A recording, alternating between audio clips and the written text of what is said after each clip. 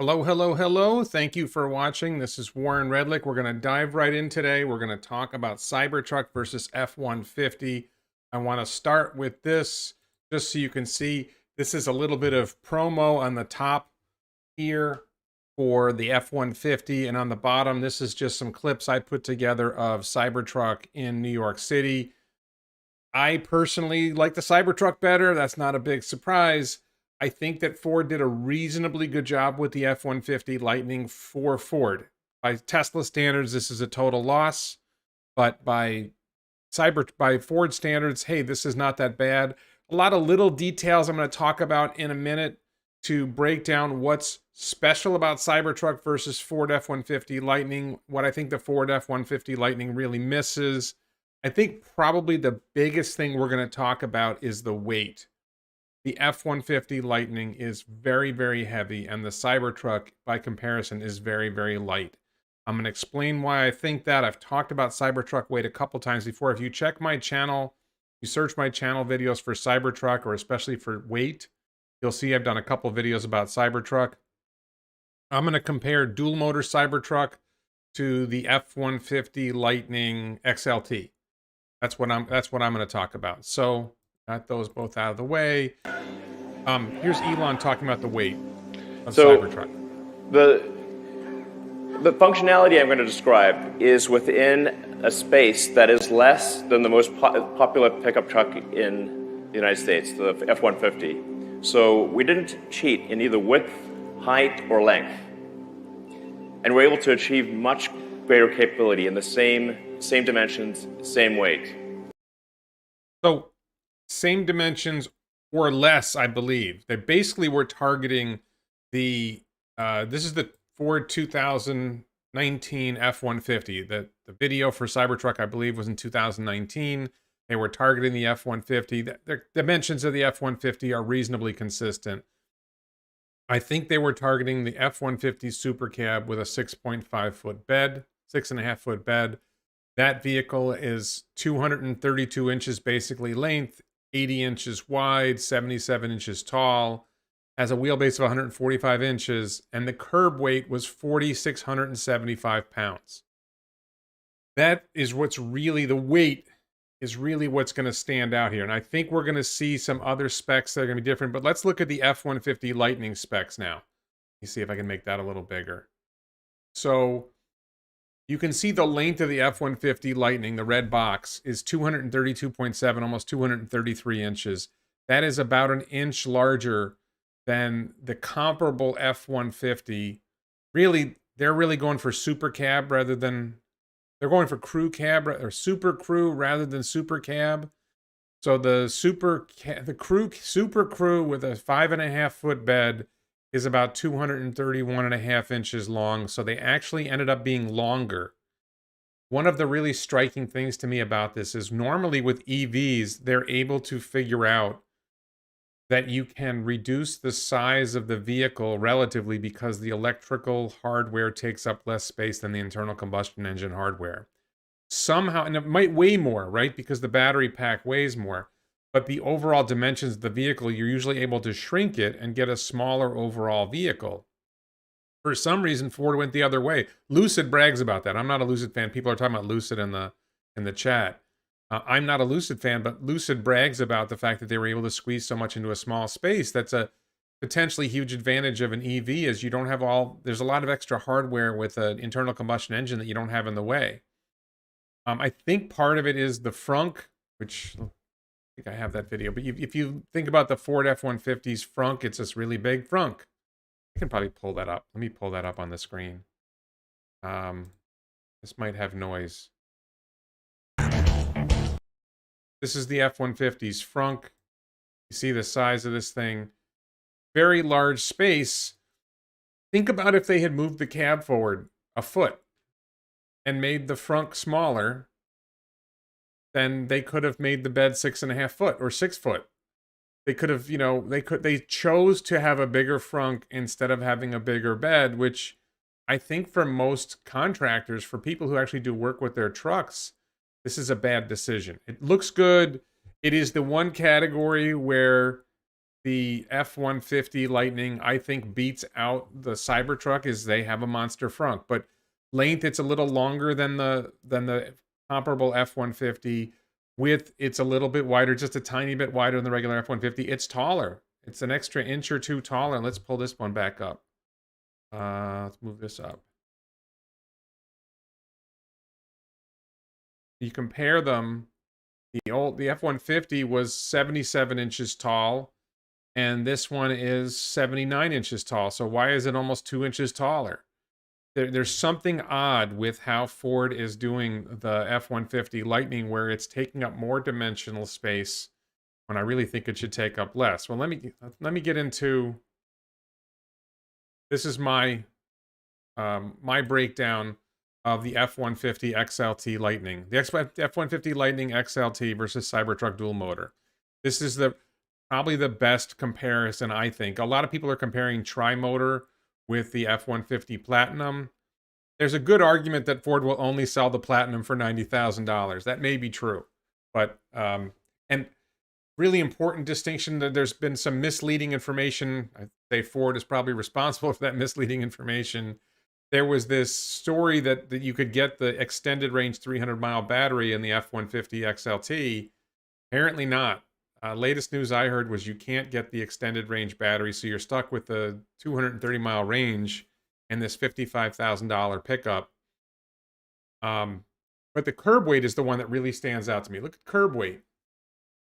It's 6,500 pounds. I don't think I have the tweet. Do I have the tweet from... Do I have that tweet? Here's the tweet. Let me pull this up really quick. This is a tweet from Mike Levine from Ford. I tweeted him to ask if he could confirm the curb weight of 6,900 pounds. Is that standard battery pack or extended range? Mike Levine is like a VP of marketing at Ford, and he said it's approximately 6,500 pounds and up to 2,000 pounds payload. Class 2 pickup in the U8500 segment. So here's the thing. If it's 6,500 pounds and it has 2,000 pounds of payload, 6,500 plus 2,000 is 8,500. They don't want to go over 8,500 in gross vehicle weight rating. It puts them in a different category. It changes the regulatory. I don't actually understand the story there, but I believe it puts them in a different regulatory category. There may be underlying hardware reasons why they don't want to go over 8,500 pounds gross vehicle weight rating. Now you compare that to Cybertruck. Cybertruck at 4,600 pounds, you add 3,500 pounds payload, and you're still only at 8,100 pounds. You're well within it. I am guessing, only a guess, and I should say my dimensions here for Cybertruck are less than what Elon announced at the day when they introduced Cybertruck, because he has said they're making it smaller so it will fit in the garage and so it will fit in the Boring Company tunnel. So I knocked the length down from 232 inches to 225 inches. It's a ballpark. I knocked the width from 80 inches to 78 inches. Again, a ballpark. A height, I think I have the height about the same as it was before. But you end up seeing this curb weight, this weight thing. Like, why does the F-150 Lightning weigh so much? Why is this thing such a pig? Cybertruck is, roughly similar dimensions, only slightly smaller the way I have it. And by the way, the 4,600 pounds is what I had for it when it was larger. So I think that the Cybertruck dual motor is going to come in under 4,500 pounds. Single motor is going to weigh even less. Single motor might weigh 4,200 pounds, could conceivably get to 4,000 pounds. Tri-motor will probably be a little heavier. You could see if the tri-motor was 5,000 pounds and you had 3,500 pounds of payload, you get to 8,500 pounds. So it's very possible that dual motor will actually, at 4,500 pounds, be able to do 4,000 pounds of payload. And still stay within that 8,500 number. Now, maybe for consistency, for marketing, whatever, Cybertruck will just stick with 3,500 pound payload regardless. I don't know. Very, very interesting little detail here. And then you've got the range. Cybertruck, 300 plus miles of range. Now, there's this story that let me see. So the truck bed, the Cybertruck's truck bed is an extra foot longer. I believe the interior room is about the same between Cybertruck and the F-150 XLT Lightning. But because the frunk is so big, they lose a lot of space in the bed. And then towing, Cybertruck has, a lot more towing capability. You can tow 10,000 pounds in the dual motor versus 7,700 pounds for the F-150 Lightning XLT. this is kind of like it's a technical knockout.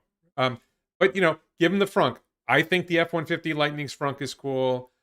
We don't know much about the Cybertruck's frunk, but it doesn't look like there's much room there to do anything comparable to that. I don't think Cybertruck owners are focused on the frunk. I think the whole point of Cybertruck is to have that covered bed. The F-150 Lightning doesn't have a cover over the bed. And you get into this issue. I don't think I saved this. Matty Mogul. There's this Twitter account, Matty Mogul, Matt Joyce, and he does this core efficiency rating. And the Teslas are getting down to a number of 5. It's the vehicles. It's the kilowatt. I think it's the size of the battery pack divided. It's the range divided by the size of the battery pack divided by the weight, something like that. And Teslas get around 5. And a lot of other vehicles are getting around 6, 7, 8, 9. The Taycan is up around 9. They don't get that much range for the size of the battery pack because the Taycan isn't designed to be efficient, right? So the question is, how efficient could the F-150 Lightning be with that brick wall, non-aerodynamic design, all that weight? I think in order to get 230 miles of range, this is going to have like a 120 kilowatt hour pack, which is where the weight comes from. They're using this large pack, very heavy, all the hardware they're building around it. I don't think they're being very efficient in how they design it. They're not using a structural battery pack. They didn't redesign the truck to be electric. They took the F-150 design and they popped electric in it. That's what it looks like to me, that they didn't think, okay, how could we take advantage of the electric platform to make the F-150 much more efficient? So this is striking. It's not going to fit in the... it's going to be a tight fit in the Boring Company tunnel. Maybe it won't fit. But the range is crazy. The price, the Cybertruck comes in at 50 grand, the F-150. And another thing that I noticed about this, I was thinking about this, is if you're an F-150 customer, if you're thinking about buying an F-150, there's a lot of choices. F-150, F-250, F-350. You got your 5.5 foot bed. You got your 6.5 foot bed. You got your 8 foot bed. This is a really half-assed attempt by Ford to dive into electric pickups by doing just one size. Like, why didn't they make one with an 8 foot bed? That would have stood out because Cybertruck only has a 6.5 foot bed. Ford could have said, you know what, we're going to make one with an 8 foot bed. Right? And that would have been a real contractor's work truck. I don't think it would have cost them that much more to make it with the 8 foot bed. So what was the reason they didn't do that? Do that. How many of these are they going to sell? I really believe this, that the F-150 Lightning XLT, F-150 Lightning Platinum, whatever, this is the best F-150 we've seen. This is amazing. Quick props for what's outside the simulation. I'm going to talk about that in a minute. So very impressed with that overall, but what is going on? Let's see. Cybertruck is better. Just looking at some quick comments here. Ford is trying to fail. Yeah, I mean, you got to wonder what's Ford's motivation here. So if Ford said, you know what, we want to make the best electric truck out there, and we're going to, that Ford could have done this. They could have said, let's make a 5.5 foot bed. Let's make a 6.5 foot bed. Let's make an 8 foot bed. They really couldn't design this thing to get an 8 foot bed on it. Like that would have stood out from Cybertruck, right? It wouldn't be a direct competitor. It's really not a direct competitor to Cybertruck anyway, but you can imagine you're a Ford customer, you're an F-150 lover. Sorry. Why? No. You can imagine you're a Ford F-150 customer and you just decided, I like electric, I want to go electric. I'm not worried about range so much because I don't do a lot of long range driving. Then maybe you'd buy an F-150 Lightning XLT. Now, they sell 1 million of these a year, 1 million F-150s a year. So if you're only trying to get 50,000 customers, then, 5% of your customers are interested in an electric Ford F-150. Okay, yes, I still do have 2 Cybertrucks on order. My first Cybertruck order was within the first hour of during the reveal. My second order was much later, so hopefully I will get my first Cybertruck early in 2022, and I'll get my second Cybertruck a year or two later. You know, it's only a $100 deposit. I just thought, you know, maybe I'll want a second Cybertruck. I don't know. I've talked to people who've ordered like 10, 15 Cybertrucks. I don't get it, but don't forget the merch. Merch. So, that's pretty much what I wanted to say. I'm struggling with, you know, what's really going on here is if Ford makes a big profit on their F-150, the gasoline-powered F-150. If they do, the Cybertruck's gross vehicle weight rating, I believe, Samuel Jackson, I believe it's going to be under 8,500 pounds. Because I think it's just curb weight plus payload. So if the curb weight is 4,600 pounds, the payload is 3,500 pounds, then the gross vehicle weight rating would be 8,100 pounds. They're not going to get down to 6,000 pounds for gross vehicle weight rating unless they make a single motor Cybertruck with, let's say it's 4,000 pounds and it has a 2,000 pound payload. They could get there.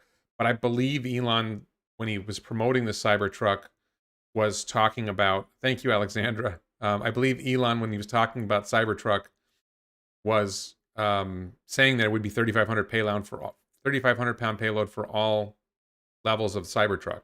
I don't think there's much gain in making a single motor Cybertruck that comes under 6,000 pounds. Not that I'm aware of. Yeah, Ford is pushing this. It's not vehicle to grid, Tony, just to be careful. It's vehicle to house, in theory. They didn't mention how much it's going to cost you to retrofit your house to make this work. Damn. I don't know why this happens. My nose gets itchy. Sorry about that.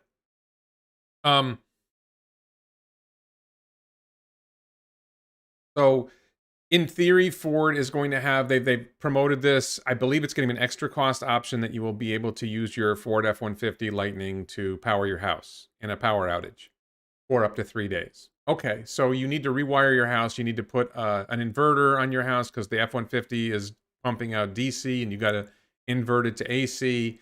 You've got to have a special transfer switch in your house. You're probably spending $1,500 to $2,000, if not more, to set up your house so it can accept the power from the F-150. Then there's the question of, okay, 9.6 kilowatts of output.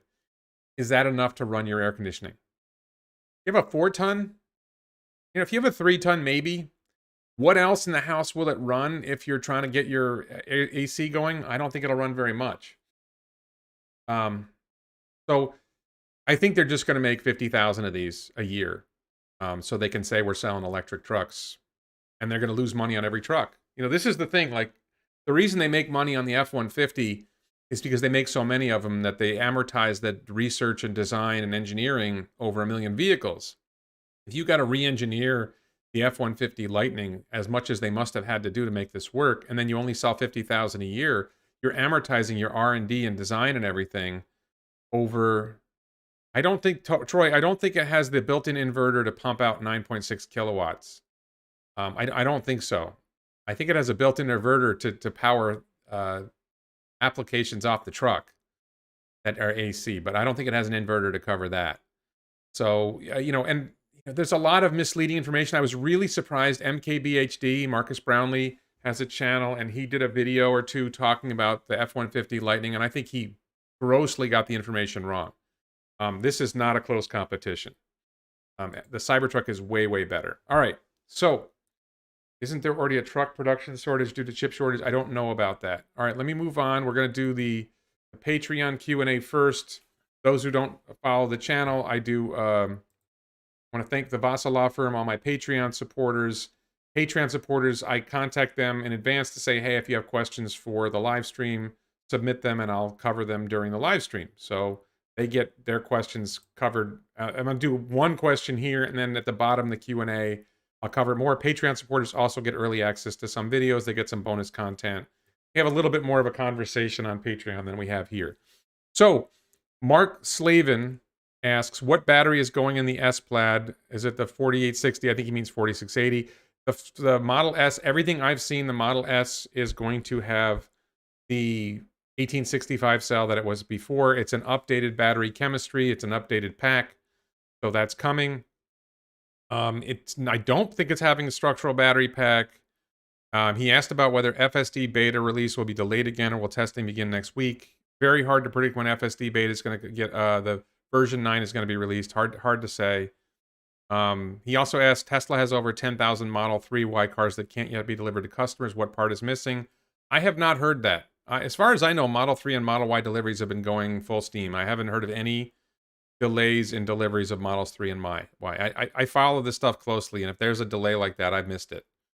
So I don't think that's really happening. So anyway, let's move on. I want to talk about, that was my, and I want to do this really quick. I'm wearing the t-shirt. What's outside the simulation? Where's that from? Ready? So when maybe you or somebody else creates an AGI system and you get to ask her one question, what would that question be? What's outside the simulation? I shortened that. It's much longer. Elon actually thinks about it for a while before he answers the question. What's outside the simulation?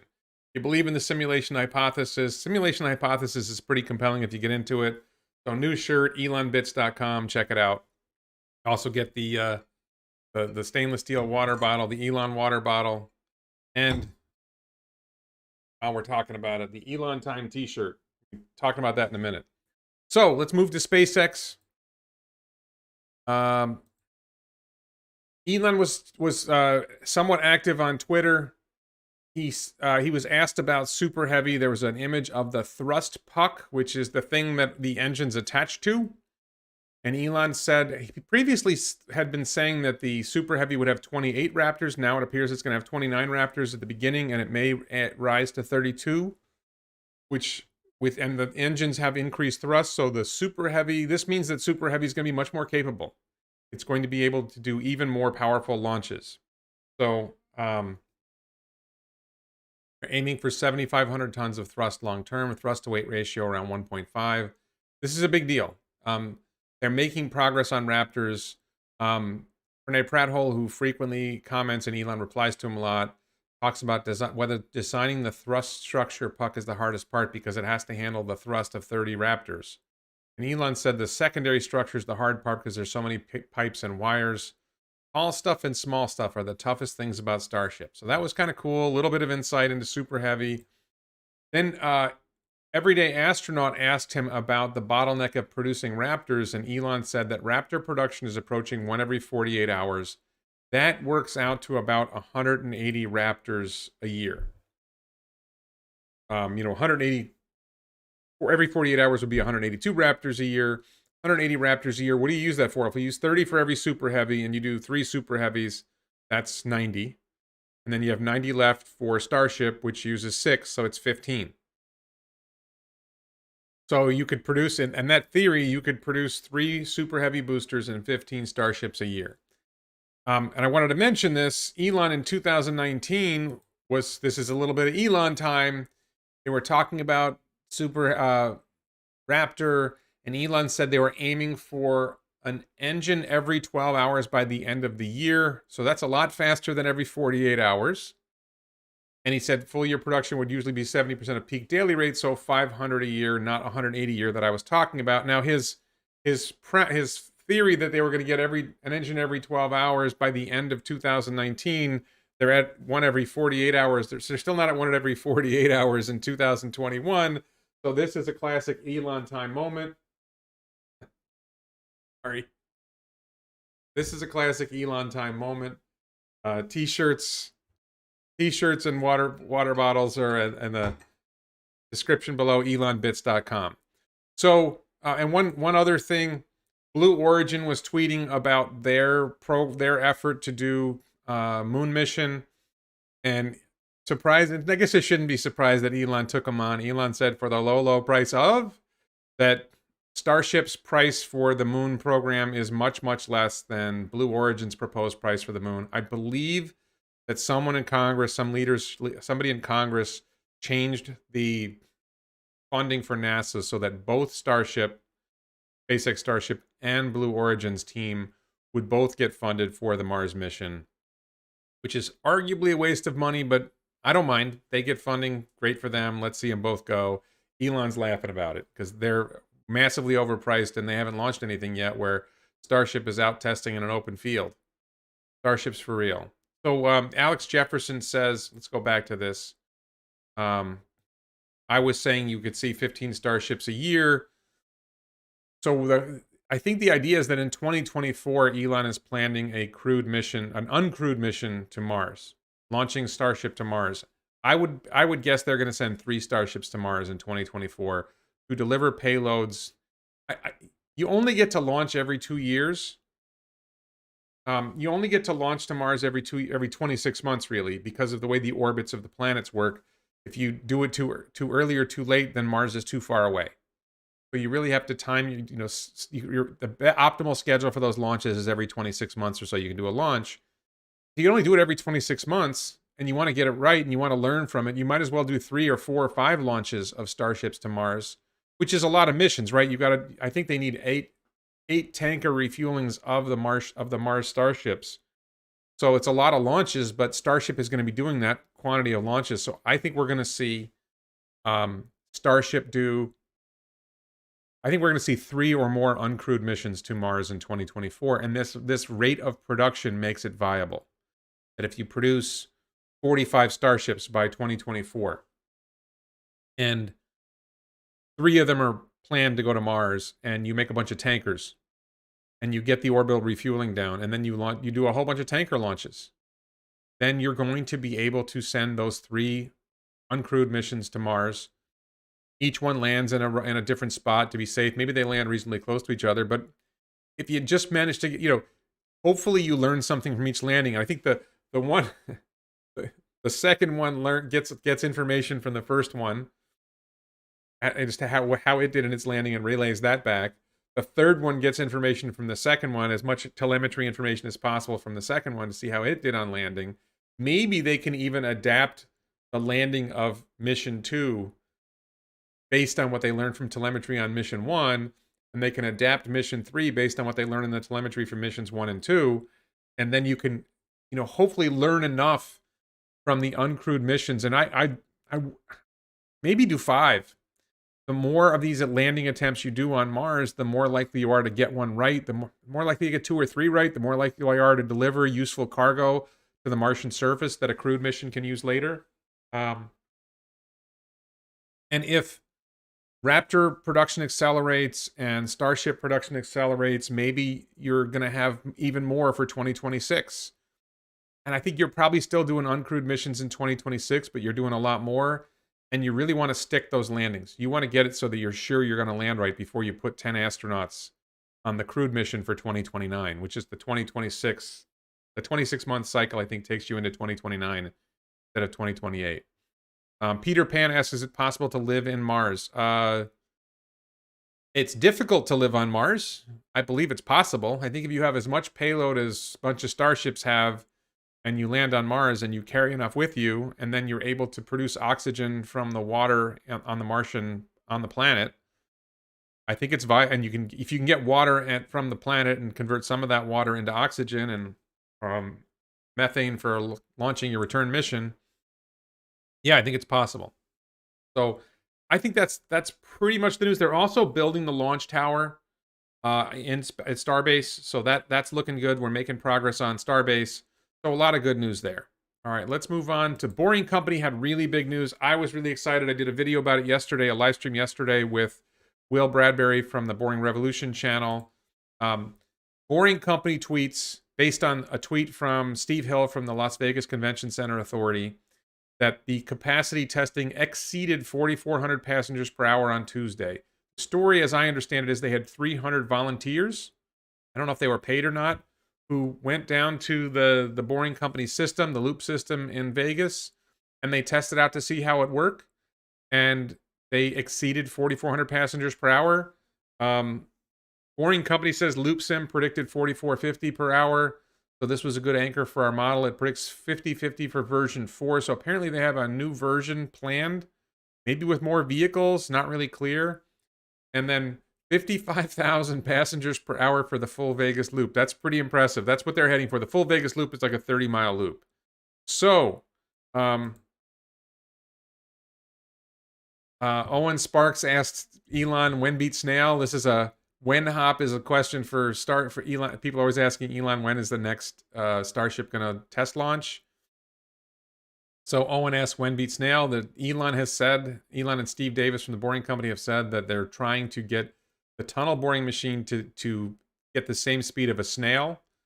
And Elon is saying hopefully next year. So, going back to Elon time, the shirt. I don't think we're gonna get to I don't think we're gonna get to snail speed. I don't think we're gonna get to snail speed by next year, but we'll see. If you get to half snail speed, you're doing really good. So, the results of this test, I think, are better than they reported. This is Vital Vegas. They were apparently involved in this test somehow, and they really ripped into critics like Thunderfoot, who have been saying that the Boring Company system is stupid and won't achieve its goals. And they said, keep in mind, Boring Company is saying, or the Vegas said they exceeded 4,400 an hour. Vital Vegas said that it looks like it's closer to 7,000 people an hour. This is really, really doing well. This is a great result. And I mentioned this yesterday on the live stream. I've had this back and forth tweet war with Thunderfoot. Thunderfoot is a 1 million subscriber channel. Basically one of the biggest YouTube trolls out there, who's constantly mocking people. And he's been mocking SpaceX for Falcon 9 when Falcon 9 is an absolute master success. He's mocking the Boring Company. And we had a back and forth where he claims that this is close to the estimated capacity that he had in his video, which isn't true. I said, where in your video? What's the time code in your video where you estimate the maximum carrying capacity? And he just keeps ducking instead of actually answering the question, because it's not true. His estimate, his numbers for the maximum carrying capacity of the system was about 1,000 an hour. And it's really closer to 7,000 an hour. He's way off. This is a massive success. Great news for Boring Company. I think this is a big deal. I think if you get a sense of what Boring Company is trying to do, if you do this in lots of cities, and you do this in a larger system than what they're planning now, you're able to radically improve life for humans on this planet. Number one, using EVs basically eliminates the pollution from cars. Number two, putting them underground means you pretty much eliminate all pedestrian car accidents. You're making things a lot safer. There's a lot fewer car pedestrian collisions, which is the most dangerous kind of collision. And no lightning rod. I don't think the Boring Company is a cover for mining operations. It's a totally different thing. Tunneling is not mining. They're just different things. So,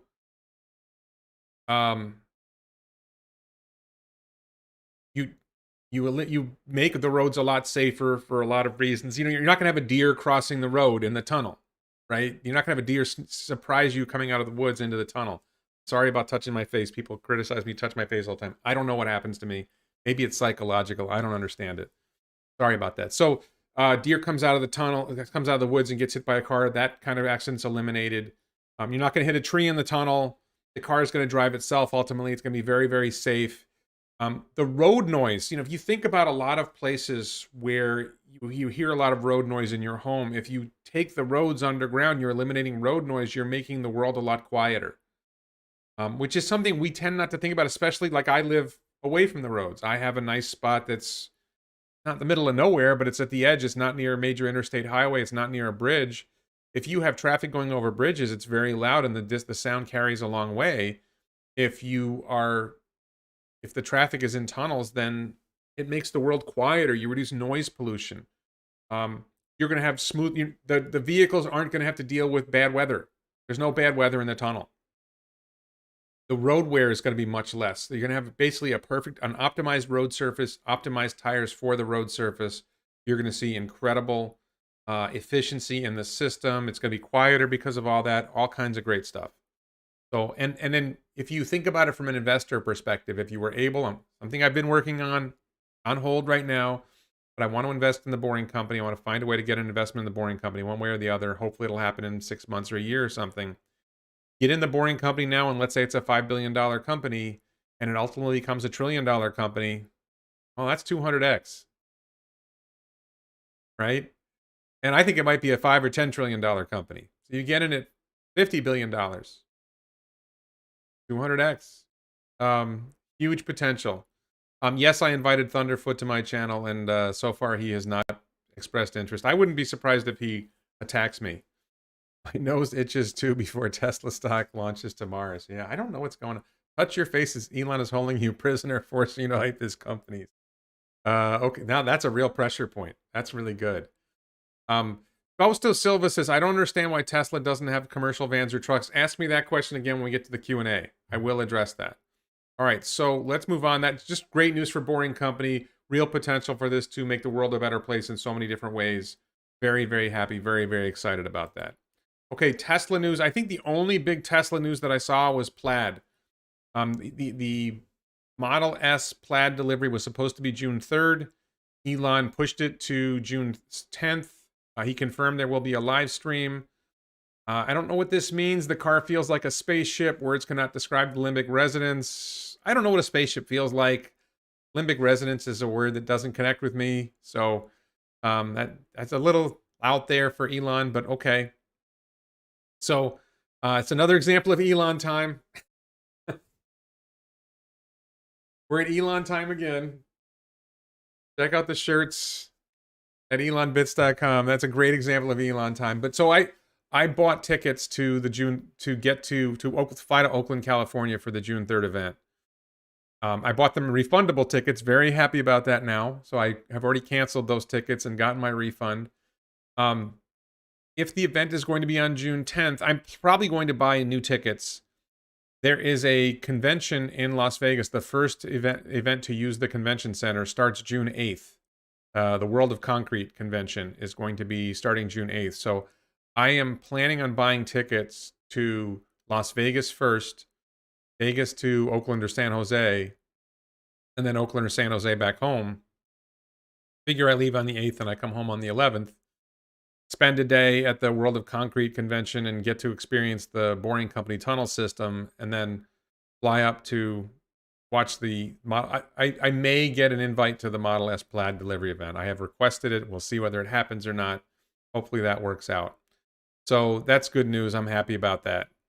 I didn't see a lot of other Tesla news. People are talking about all kinds of issues that I'm not seeing a lot of real news. What do I expect from the Plaid announcement event? That's a good question I should address now. I think that they're going to go in depth. I actually might make a video about what I think is going to happen with Plaid. I think they're going to go in depth on the improvements on Model S. I think there's a lot of different things. I also think it's likely that there will be and just one more thing, and maybe it'll be Roadster. Maybe Roadster will finally be released. Roadster's due. So I don't think I could do a capacity estimation. So Cybertruck patent. Yeah, there was some patent news with Tesla. I don't really think that much of the patent news. I saw that. I did see some news about patents. I didn't see a lot. I think there was a patent about solar on the cover of the bed. And I think if you just do some math, you're not going to get more than 300 or 400 watts out of that cover. Probably going to be less than that. It's just not, over 8 hours, that's going to produce 2.4 kilowatt hours. 24 kilowatt hours, and you got a 100 kilowatt hour pack. It'd take you 40 days to charge your pack to full. It's just not, there were a couple of patents about a couple different things. Interesting, but I didn't see a lot that was a news. And I don't think the 610 miles of range was, you see a lot. I mean, MKBHD was with the F150 Lightning, and he saw like 450 miles of range, or he interpreted 450 miles of range. There's no way that thing's getting 450 miles of range. The core efficiency on that thing would have to be insane, especially when you consider the aerodynamics of it. Just not thinking about it. I just don't think patents are that big of a deal. So anyway, let's move on. I don't have a lot of Tesla news today, so we'll just move on to more Q&A. So Josh T says, we took delivery of a Model 3 today. It is a Tesla Vision car, which means it doesn't have radar. The autopilot on streets and highways works just like my old Model Y with radar. Definitely has collision warning and stops at all lights and keeps face on the streets and traffic. I just thought it would be nice for others to know that Tesla Vision is very similar to current cars with radar. I believe that the settings for the new Model 3s and Model Ys for FSD, autopilot, whatever, prevent you from following too close. Like there's settings for how close you can follow. And I believe it's like settings 1 through 7 or something like that, with 1 being the closest following distance. And I believe they knocked it down to 3. Valdez, I'm gonna do Patreon questions first, and YouTube channel member questions. Nobody asked questions from the YouTube channel, but I do Patreon questions and YouTube channel questions first. YouTube YouTube exclusive content channel member questions first. Is there an adapter for charging Teslas with CCS2 cables? This is from Donald.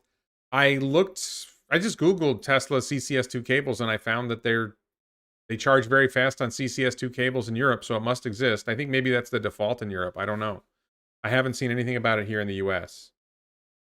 Who's doing the $25,000 Tesla design, Shanghai's design team? So I think that there's two issues with the $25,000 car, the 2023 Robotaxi car. There's the underlying structure of the vehicle and how it's going to be manufactured, which I think is going to be universal from all the locations. There's going to be a system for how to make this thing, and they're going to replicate that system in multiple gigafactories. The design, I think, refers to the top shell. Is it going to have a hatchback? Is it going to be a minivan? Is it going to be an SUV look? And I think that those designs will be done regionally. So the Shanghai design team will design how it looks on the top. You know, what you see, the stuff that you don't see will be designed, will be engineered and designed to be universal for all 3 or 4 gigafactories, however many they make.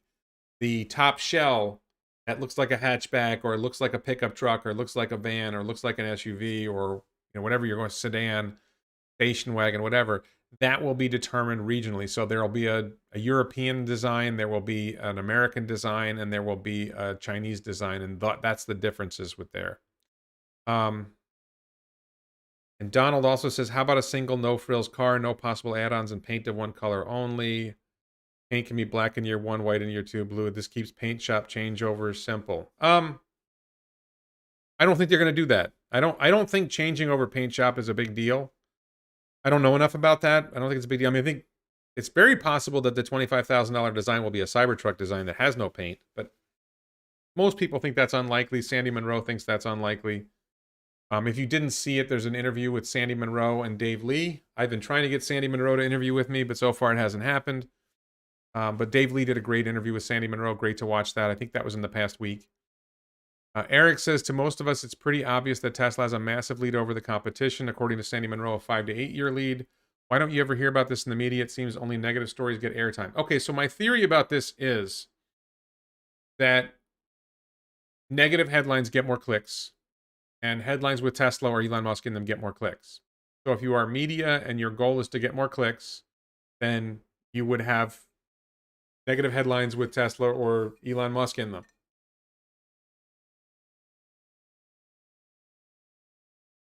That's, I think that, anybody who's really looking, even Toyota, even Volkswagen admit that Tesla's got the lead. And they'll say they're going to catch up, but they don't have any hope of catching up. The media likes doing negative headlines, and they like doing headlines about Tesla and Elon Musk. So you get a lot of clicks with negative headlines about Elon Musk or Tesla. I think this will change in 2 or 3 years. I think in 2021, Tesla will make 900,000 vehicles. I don't think they're going to hit 1 million, but it's possible. 2022, I think they'll make 2 million or more vehicles. 2023, I think they'll make 5 million vehicles. And you're going to get to a point, and a lot of those vehicles are going to be in the US, Canada. At some point, you're going to have a lot of people own Teslas or have friends or family who own Teslas. And their friends or family are going to keep telling them how great Teslas are, and they keep seeing these negative headlines, and they're going to start getting irritated by the negative headlines when they start realizing how good Teslas are. That's a theory, that at some point the media shifts when enough people own Teslas and enough people say, well, that's stupid, you're wrong. So when they get pushback from, the 1% people who are Tesla nuts like me, it doesn't affect them that much. When they start getting pushback from 5% of their audience, when they start getting pushback from 10% of their audience, maybe that's when they change their behavior. Bert says, I think the Boring Company on Earth is a dress rehearsal for Mars. Underground Martian cities would be cheaper, faster built, and safer than surface cities. I definitely think we will see tunneling on Mars. I think it makes a lot of sense to do tunnels on Mars. I don't want to say for certain because I don't know what the challenges are of tunneling on Mars, but just talked about this last night with Will from the Boring Revolution channel. They should, because the cutting head weighs less on Mars, because Mars has 1/3 the gravity. This is an even bigger advantage on the moon, by the way. it's going to be easier to tunnel on Mars because it's less effort to spin the cutting head. It's harder because it's harder to get the energy to do the tunneling, but I think tunneling will make a lot of sense on Mars. I think you will still have things on the surface, but it would make sense. There's a lot of advantages to being underground on Mars. On Mars, you don't have the protection of Earth's magnetosphere and Earth's atmosphere. So you get exposed to a lot more radiation on the Martian surface. Not so much that you'll see in science fiction that you're going to die in 30 seconds if you get exposed to the surface radiation, but good idea to be underground. That's where you're protected from radiation. If there's some kind of small meteor asteroid strikes the Martian surface, causes a lot of damage. If you're underground, you're gonna be safer.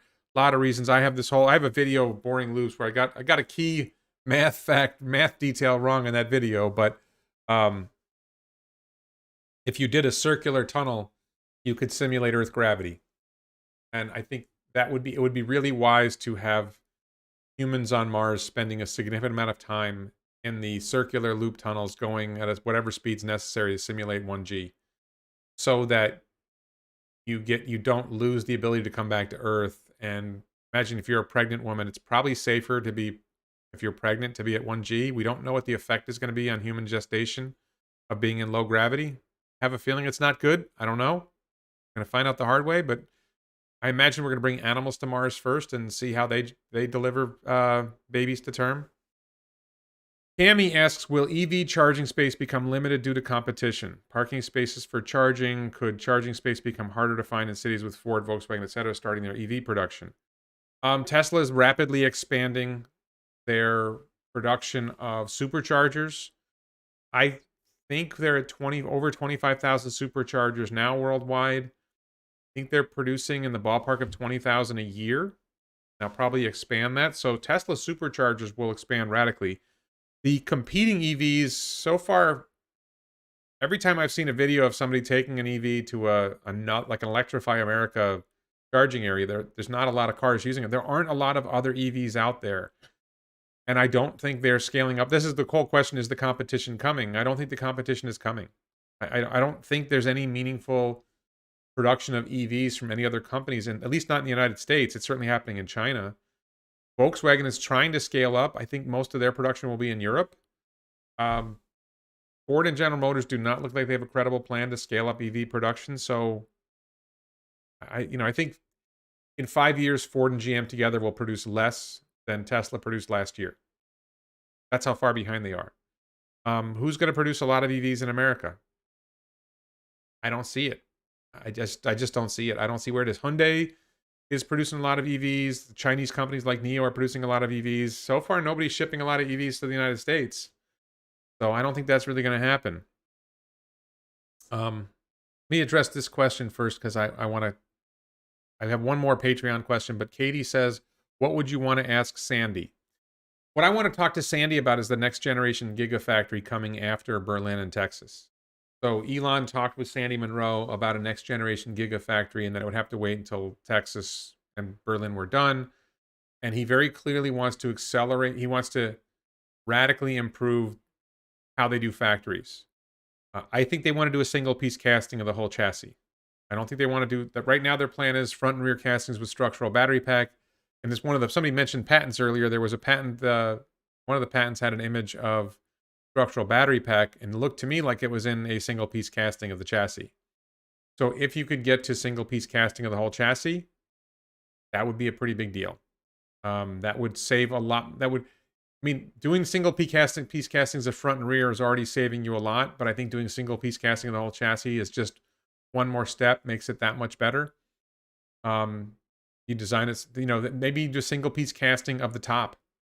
Maybe that's, the top section of the car, maybe that's a single piece casting as well. If you reduce the number of steps it takes to put the car together, then you can produce the cars in higher volume faster. So I think that's, and I wanted to ask Sandy about what radical innovations he thinks might make sense for Tesla in the future. So for example, I want to ask him about my radical innovation idea, which could be stupid, of no window, no glass, and no doors on the sides. So how much easier would it be to make a car fast if you didn't bother putting glass in it? Because you have to design the structure to make the rest of the structure stronger to support the glass. You have to build structure around the windows. And then you have aerodynamic issues with the windows and the doors, the gaps in the doors. If you design it so that you don't have doors on the sides, you would have one door in the back to get in. How crazy is that? I would just want to ask Sandy, how crazy is that idea? Is that a viable idea? Is that just a crazy idea? I would love to hear what Sandy would have to say about that. Because I think you could make the car much more aerodynamic if you did that. I think you would be able to rapidly increase the velocity of production. You're taking out a lot of steps. You don't have to put doors and windows. And people are like, well, how am I going to see outside? You'll put LCD panels inside that will get video from the cameras if you want to see outside. If you're in a boring company tunnel, you don't care about seeing outside anyway. I think there's a lot of situations where you're not going to care about seeing outside. If the car is driving, you don't need to see outside. If you want to see outside, you can. If you don't want to see outside, you don't have to. Much, much better. Yeah, Sandy was talking about solid state hydrogen. I'm not... Oh, that was the disk. He had some sort of disk idea. That was interesting. So I would love to hear what Sandy's ideas are for radical innovations beyond what Tesla's doing that would make car manufacturing faster and cheaper. Ted asks, if FSD robo-taxis are not operational in any states or cities in the US by the end of 2022, how would that affect your long-term valuation of Tesla and Tesla stock? It would have, I think it would depend on what we know by the end of 2022. If by the end of 2022 we learn it's not going to happen, well, that would have a significant effect on my long-term valuation of Tesla. If it's just, that means it's delayed another 6 months. My long-term valuation isn't based on making money in 2023. My long-term valuation of Tesla is based on results in 2026 and 2030.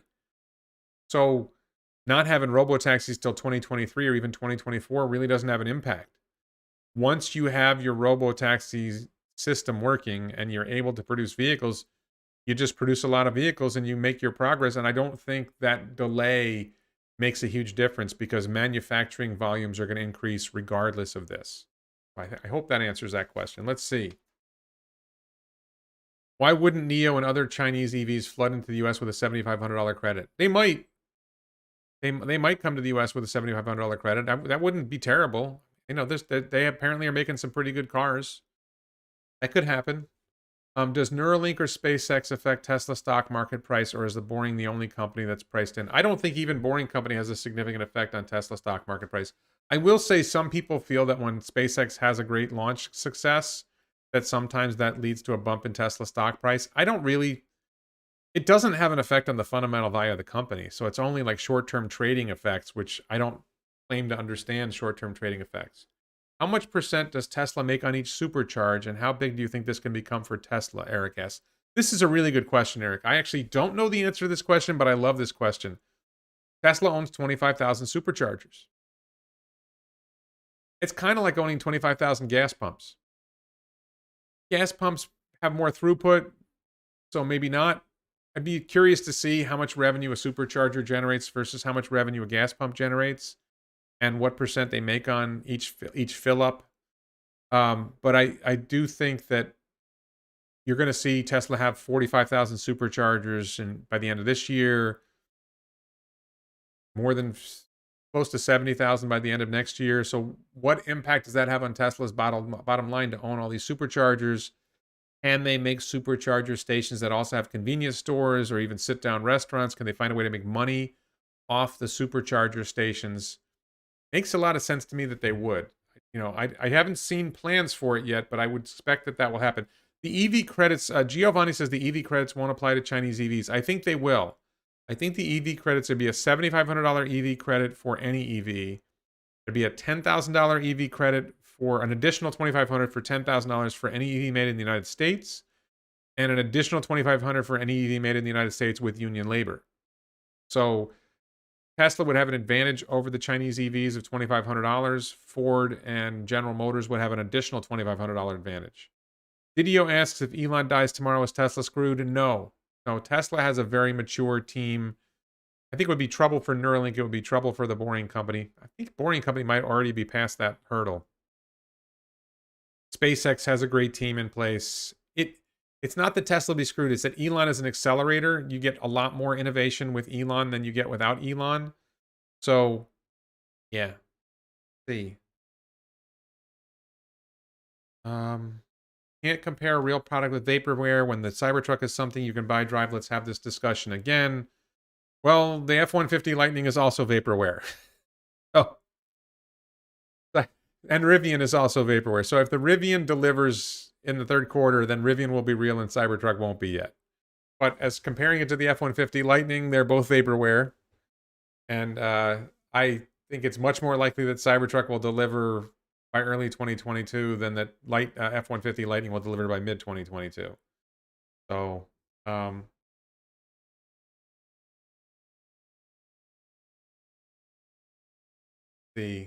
what do I think about MKBHD's F-150 video about the range being with 1,000 pounds in the bed? It's not mentioned elsewhere.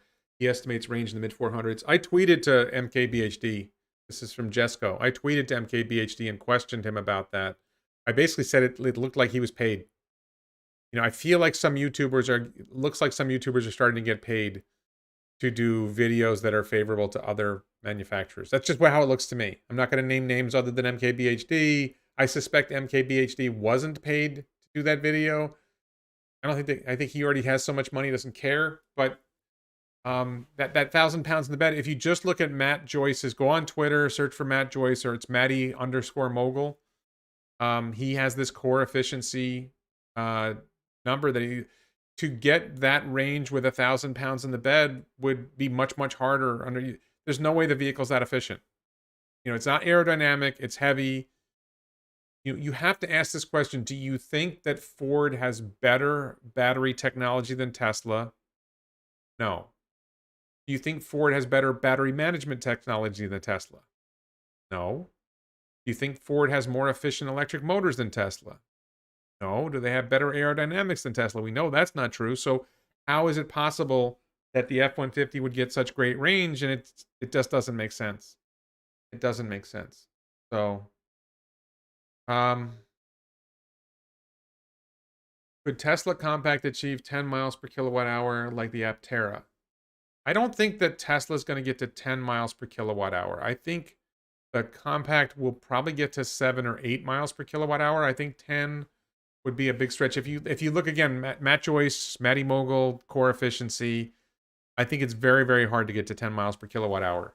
That would require a very lightweight vehicle.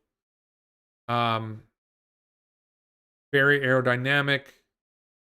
I think it's just really, really hard. And I don't know if Aptera is really achieving that, but Aptera is really, really lightweight. And I don't think Aptera is crash proof. I don't think it's really good in a crash. So I think a future vehicle that Tesla might make after there are no car crashes and you don't need the structural integrity anymore, maybe then. Thoughts on aluminum air battery with range of 1,000 miles? Maybe 2-Bit Da Vinci made a video on this topic. I have not seen anything about aluminum air battery. I think there's a lot of ideas about battery technology, but so far I haven't seen anything good. The 1,000-pound load was probably a large battery, exactly. Ford has better celebrities, big technical advantage. Could Ford be sandbagging? Probably not. They could be. I don't think they are.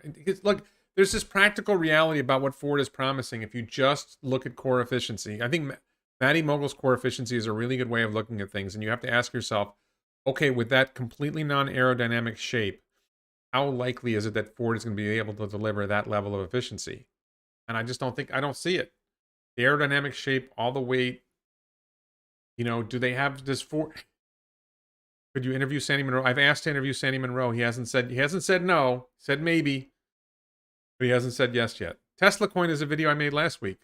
I don't have any updates on that. I don't expect to have any updates on it. Elon adds the crazy extra energy to try stuff that makes the accountants and lawyers wet their pants. Jim Whitehead, thank you, Jim. You need to groom more Elons. Yeah. Well, that's what I say. Be like Elon. Look, if you're a successful Tesla investor, like I'm not there yet, but I picture Tesla goes 10x from where it is now, 20x from where it is now. I'm going to set aside some money. I'm going to start a business. I'm going to say, okay, what business? Probably some kind of low-cost housing. Can I design an apartment? I've already been talking to a friend of mine who's also a successful Tesla investor. He's in Miami. I'm in Boca Raton.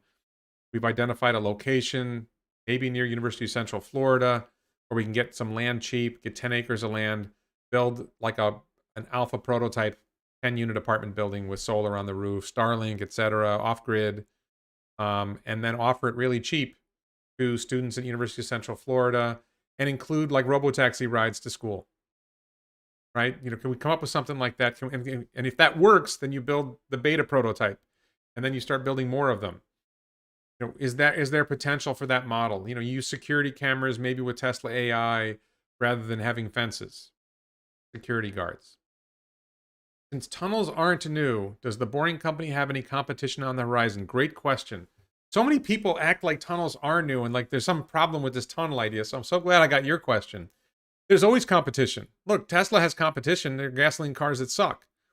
There are companies that have been boring tunnels for decades or longer, and they're not very good at it. They're good at what they do, but Tesla boring companies come up with a really innovative way to do tunnels.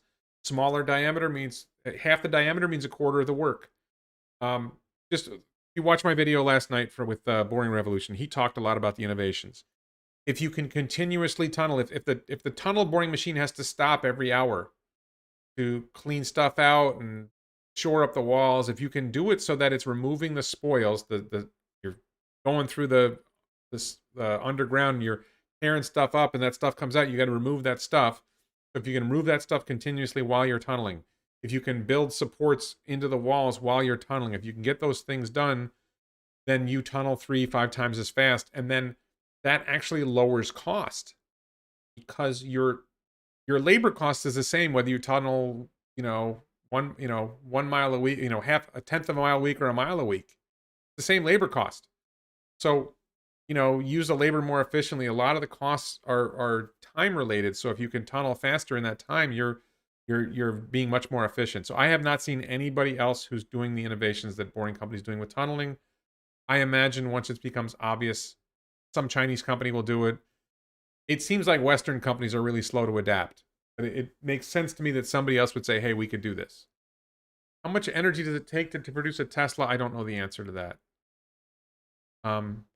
He says, the question says the whole supply chain, including the Gigapress. Now, keep in mind, when you look at something like the Gigapress, that is a device that will probably produce millions of cars. So you've got to spread the energy cost of the Gigapress over millions of cars. You don't just look at the cost, and the abstract. It's like, okay, any capital expenditure has to be spread over the number of vehicles that are made with that capital. Active789 says, do you think the boring tunnel should start by tunneling exactly under current highways so that the exits and drop-off areas will be more accessible to current traffic flows? Yes, but not only for that reason, Active789. I also think it makes sense to tunnel under highways because of right-of-way issues. If you tunnel under people's private property, they may have some sort of claim on the earth below the property that they own. If you tunnel under highways, you just have to get the city or state or county's permission and you're good. So I think that's part of the reason why they're tunneling under current highways. I definitely think there are times when it's going to make sense to tunnel somewhere else, not under a highway. Haven't seen that yet. The convention center is not under a highway. It's under the convention center. So, and the airport, I don't know for the airport if they're tunneling under a highway. I'm not sure how they're going to do that. I think there will be times when they tunnel under highways, but I think a lot of the tunnels planned will be under highways for the convenience reason and for the right-of-way reason. Let's see. After COVID, do you think consumers will be likely to buy a Chinese EV? I don't see COVID having any effect on buying a Chinese EV. I guess I wouldn't say it has no effect. I think it would have a very small effect. Let's see. All right, let's go the other way here.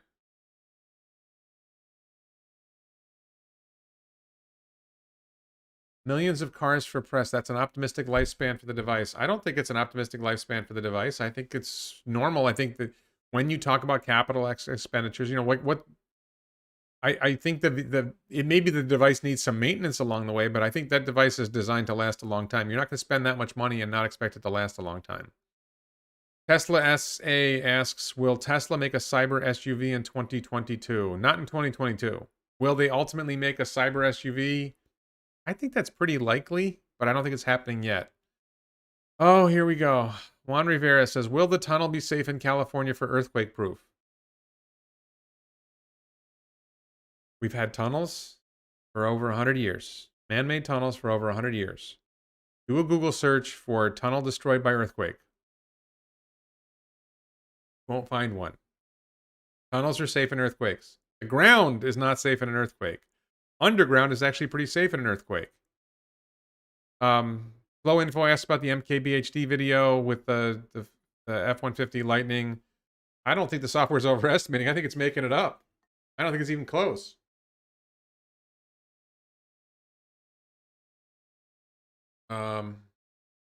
Mo AI, I don't understand your question. I don't know what Robert Sexy is. Why do I think there's so much doubt and skepticism of the loop system? I think that media get more clicks when they write negative stories about Elon Musk. I think that there are certain YouTubers who get more of an audience by picking on Elon Musk. You know, you can imagine Thunderfoot having an actual conversation with Elon Musk on camera. How quickly Thunderfoot would get crushed. But, you know, look, same thing applies to me, right? I can make a video, I can trash somebody, and they don't get to talk back during my video. If I make a video that makes fun of somebody, you know, so far I don't think I've been wrong in any time when I've criticized somebody. But, you know, somebody could object and say, hey, you know, anybody who doesn't like when I criticize them in video, come on my channel, let's have a conversation. I've done it before. I've had conversations with people. I think there's doubt and skepticism of the loop system because, number one, it's easy to get clicks by doing negative headlines about Elon. And I think that just like the oil industry wants to tank Tesla's EV effort, I think there's this huge industry of high-speed rail and other kinds of mass transit that never made sense in the United States. Still won't make sense, but they keep getting funding from legislatures to study their stupid ideas that won't work. Not that they're stupid ideas. I like mass transit. I think it's a good idea. You know, it'd be good to have high-speed trains and all that. But this basically destroys the argument for funding high-speed rail. It destroys the argument for funding commuter rail. Like, why will you build this? Just the thing about the boring company system in Vegas, the competing bid was 4 times as much money and wasn't as effective and wasn't as extensible. The system they built can be extended to the whole city.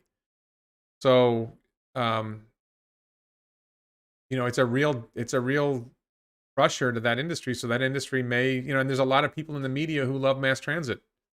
Mass transit is this liberal paradise, which, you know, I love. I lived in Japan. Mass transit was great in Japan. I've traveled in Europe. Mass transit's great in Europe, but we have a much more spread out population, and we have a population that doesn't like riding mass transit. Just a harsh reality about America. All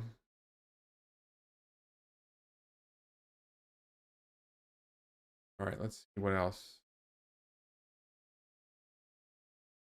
All mass transit in USA is union labor. I'm not sure that's true.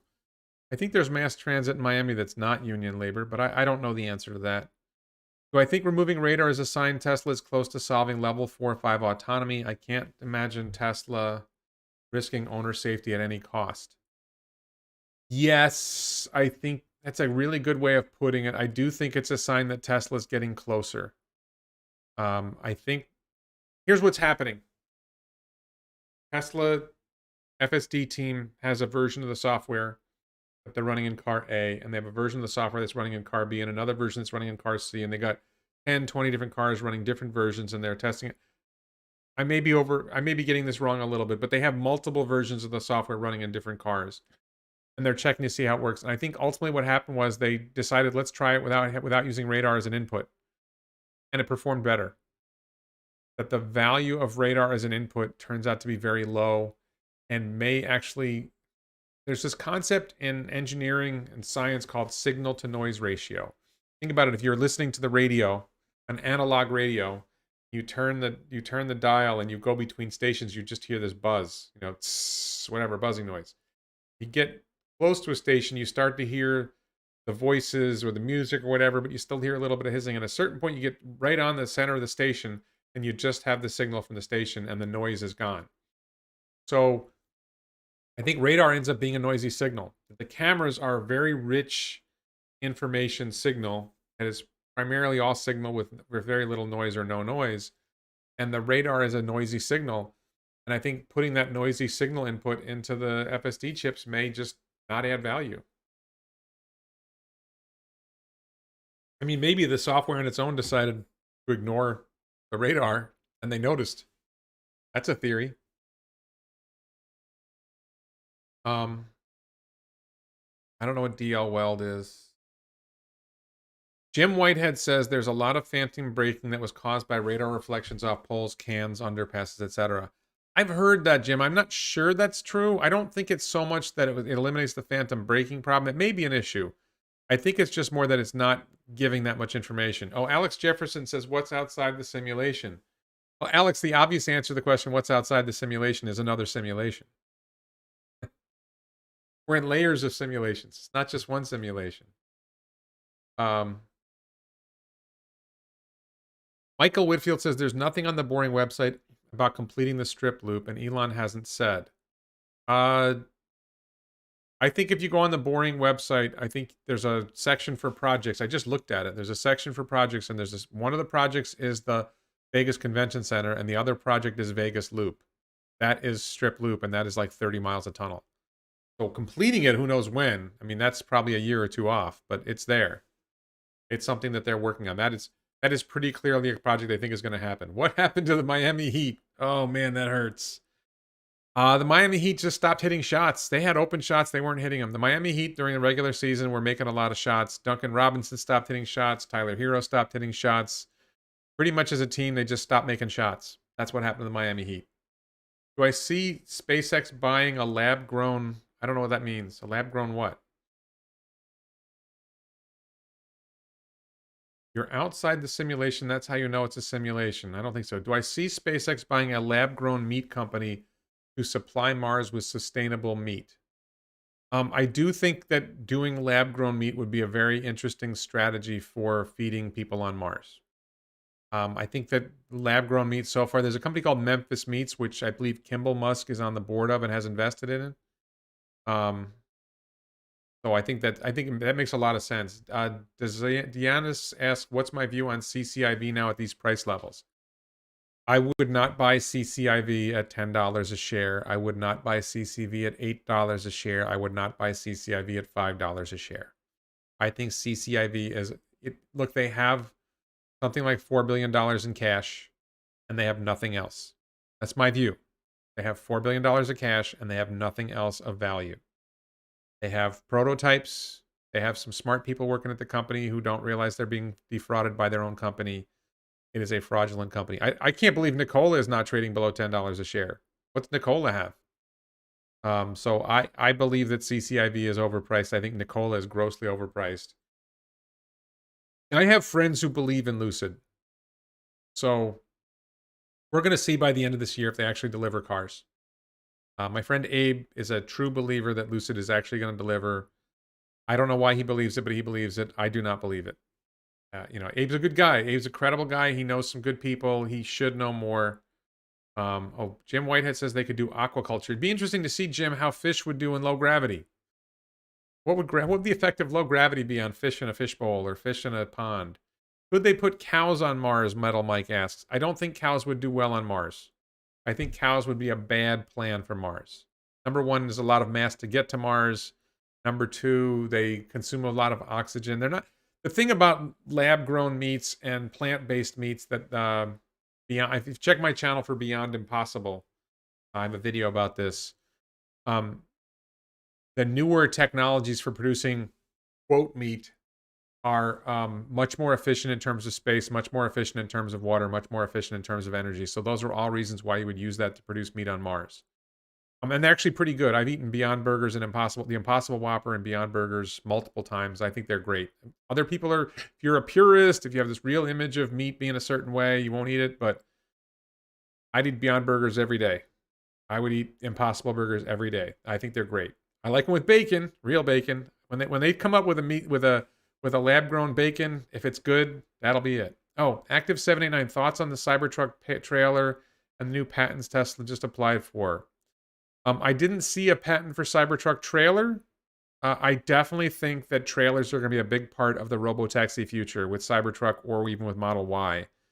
That if you are a contractor who's going to be on a job site for 8 hours, it doesn't make sense to keep the moving vehicle with you for 8 hours. It makes sense to put all your stuff in a trailer that gets towed to your job site, and a robotaxi Cybertruck or Model Y comes and picks you up at the end of the day and brings you back. So I think you're going to see a lot of different kinds of trailers in a robotaxi world. Huge variety of trailers. You're going to see the pool guy's going to have a and I think there are certain jobs where you're only stopping for half an hour.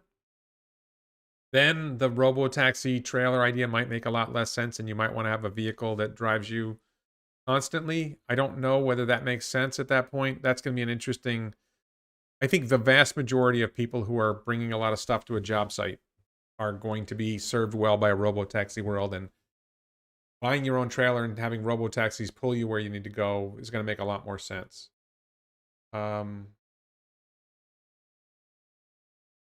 Will the Cyber trailer have its own motors and battery to reduce the load on the Cybertruck and improve range? I don't think it's going to have motors. There's certainly a chance that Cyber trailer would have extra battery, but I don't think it's going to be necessary. I think that some trailers will have batteries so that you need power from your trail. If you were going to use power from your truck, then you would want to have a trailer that has power, so you have a battery pack on the trailer for that purpose. But you don't want to have too much battery in your trailer that's going to, make it harder to be towed. Kurt says, I have been a hardcore Ford owner my whole life until my new F150 motor blew up 1 month before I had it paid off. Do I think they have EV figured out? I do not think Ford has EVs figured out, no. I think Tesla has EVs pretty well figured out, and I still think they have a ways to go. Tesla is constantly improving. The other car companies are so far behind, and the lead is Tesla is stretching the lead. It's not so much that Tesla is stretching the lead. I guess Tesla is stretching the lead because the other car companies are not improving much at all, and Tesla is improving fast. Mo says, what if the robo-taxi doesn't happen for the next 10 years? What happens to Tesla's share price? So I have models where I figure out what Tesla will be worth in 10 years without robo-taxi. And I would say 2030. I think my number for 2030 was around $8,000 a share if there's no robo-taxi. Robo-taxi is a big share of the profits in my models, but it's still a very, very profitable company producing a lot of vehicles. So I think it gets to $8,000 a share. And that's with things not going well with vehicle production. I think it's probably more like $10,000 a share or $15,000 a share without robo-taxi if everything else otherwise goes well. And just sort of picture they're making 20 million vehicles a year and they're earning a much higher margin on their vehicles because they got their costs down.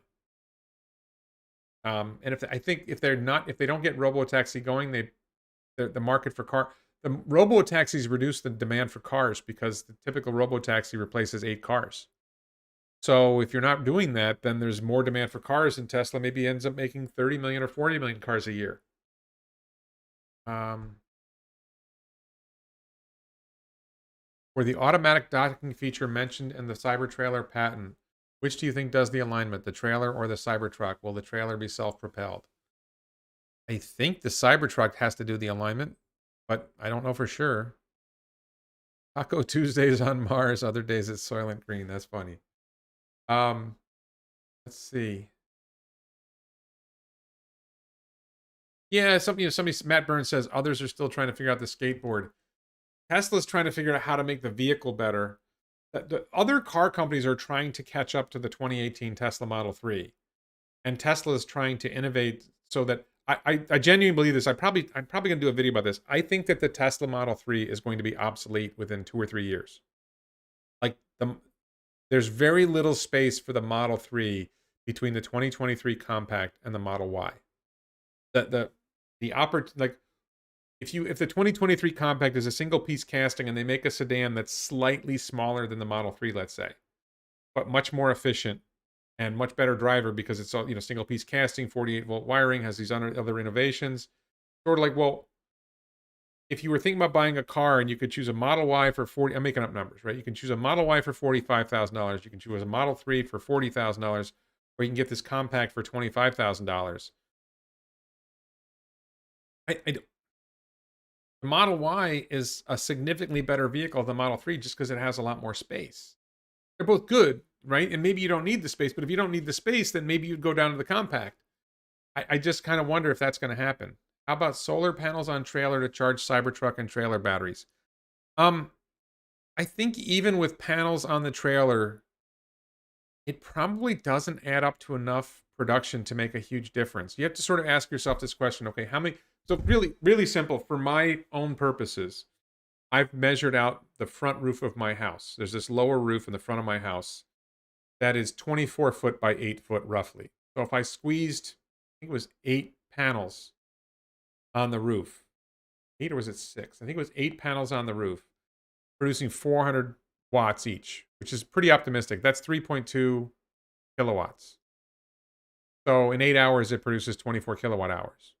But you're not going to get that much roof on a trailer, right? Your trailer isn't going to be 24 feet long and 8 feet. You could be 24 feet long and 8 feet wide, I suppose, but that's one heck of a trailer. And for use on a trailer, you're probably not going to have the same kind of panels that I have on my house, right? So I don't actually have these panels on my house. It's something I'm hoping. Somebody asked me for a solar roof update. Right now, it looks like solar roof is not going to happen on my house, and next year we will do solar. We're doing a new concrete tile roof, and we will do solar panels on the roof next year, is the theory. Charlie Doyle says combining a wind turbine development with solar panels underneath makes sense and will become common. I'm curious to see whether Tesla comes up with something with wind power. I don't know. That'd be interesting to see.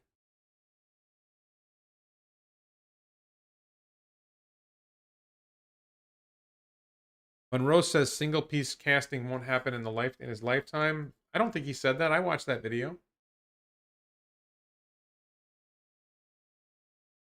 Charlie says, Charlie, you've asked this question before. No, I'm not going to make my own LVCC loop capacity estimation video. I don't know enough to make that kind of video. I don't know how to do that kind of estimation. Other people have done those estimations before. I'm comfortable the Boring Company is being accurate when they make their predictions. John says, after 200,000 miles, what will the body look like on F-150? Will it be pretty enough for truck owners? This is a really good point. I don't know if this is what you intended, John, but the Cybertruck stainless steel design is going to last a lot longer. Tesla's improved battery technology is going to last a lot longer. You buy a Tesla Cybertruck, you can probably expect it to last close to 1 million miles.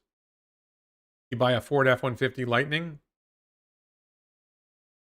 maybe it'll last 100,000 miles. Maybe it'll be 200,000 miles.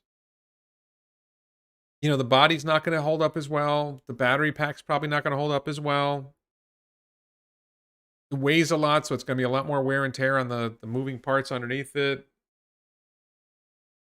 Greg Grant says Model 3's lesser frontal area compared to Y is 10% more range on the highway. Yeah, maybe, but I think the next generation Model Y is going to have 450 miles of range, and I think, you know, getting an extra 50 miles of range or 45 miles of range isn't that big of a deal.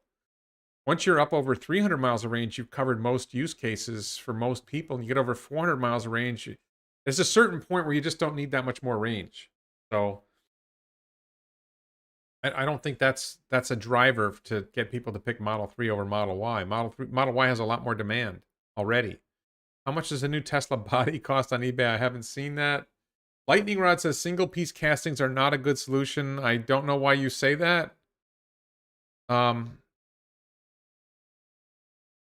See. I don't see what your trailer home versus I mean, I picture my big thing is I want them to make a cyber minibus or cyber van that you can convert into like an RV. Like what if you had, because the Cybertruck is 225 inches long. So let's say you made something that was 20 feet long and you made it robotaxi style. So there's no steering wheel anymore. And you just made the whole interior. You got 8 foot wide by 20 feet long. You basically got a container home, right? It's basically a container home. Probably don't have the ceiling quite as high, but you got a container home that moves, right? Because the small containers are 20 foot by 8 foot wide. So you pretty much have a small shipping container home on a Cybertruck platform. That'd be something. And it can take you places.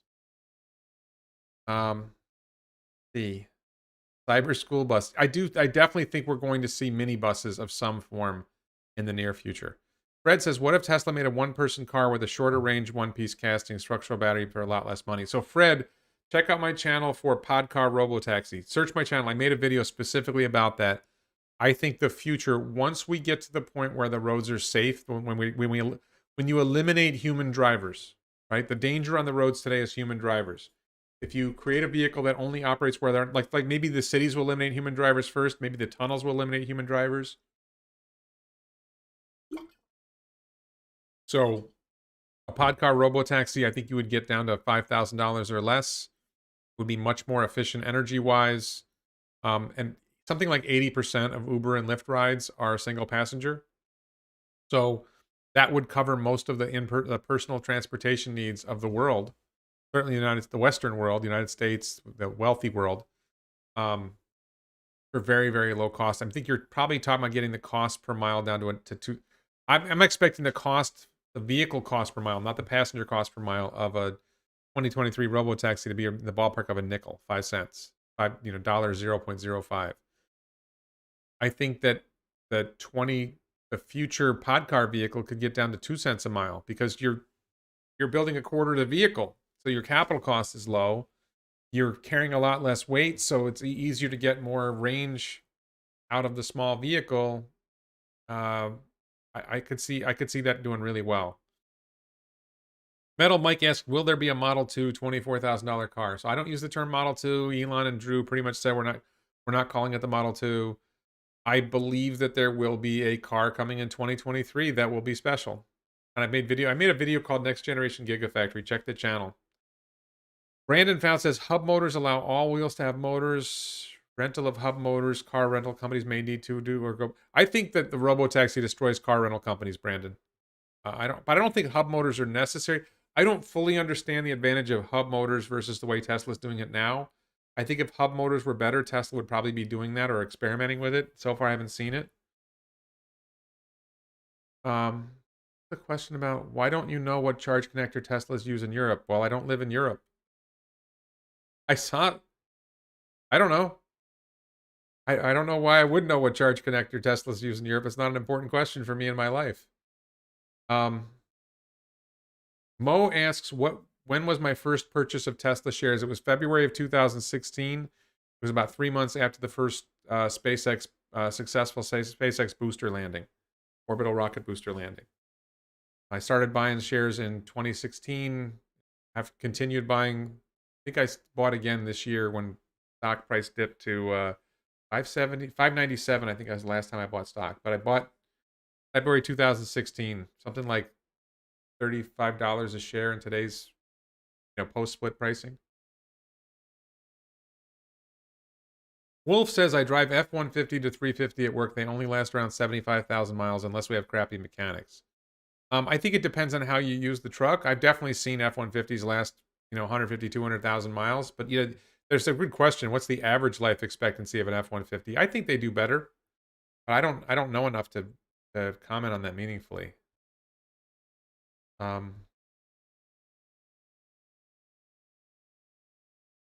Something about no gas cars in London. Where's that? You already can't drive gasoline cars in London. I have not heard that. I do think that cities are going that way.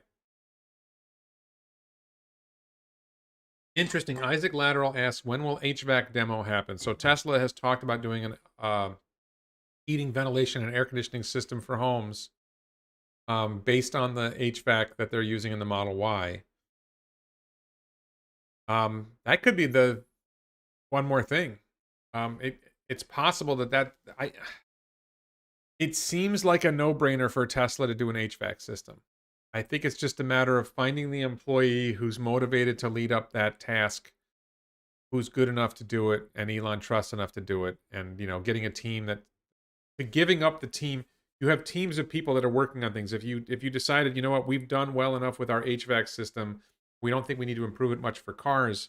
All right, HVAC team, your new job is make an HVAC system for homes. I could see that happening. I don't know when it happens. Maybe it happens after the 2023 Compact. I think there's so much more value for Tesla in making sure their HVAC system works well for the vehicles.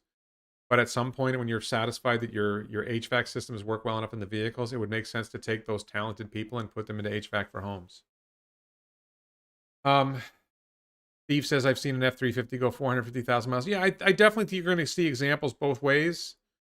My impression is that F-150s are good for 150 to 200,000 miles on average, but I don't know. When do I see Tesla beginning to ship from V3 to V4 superchargers?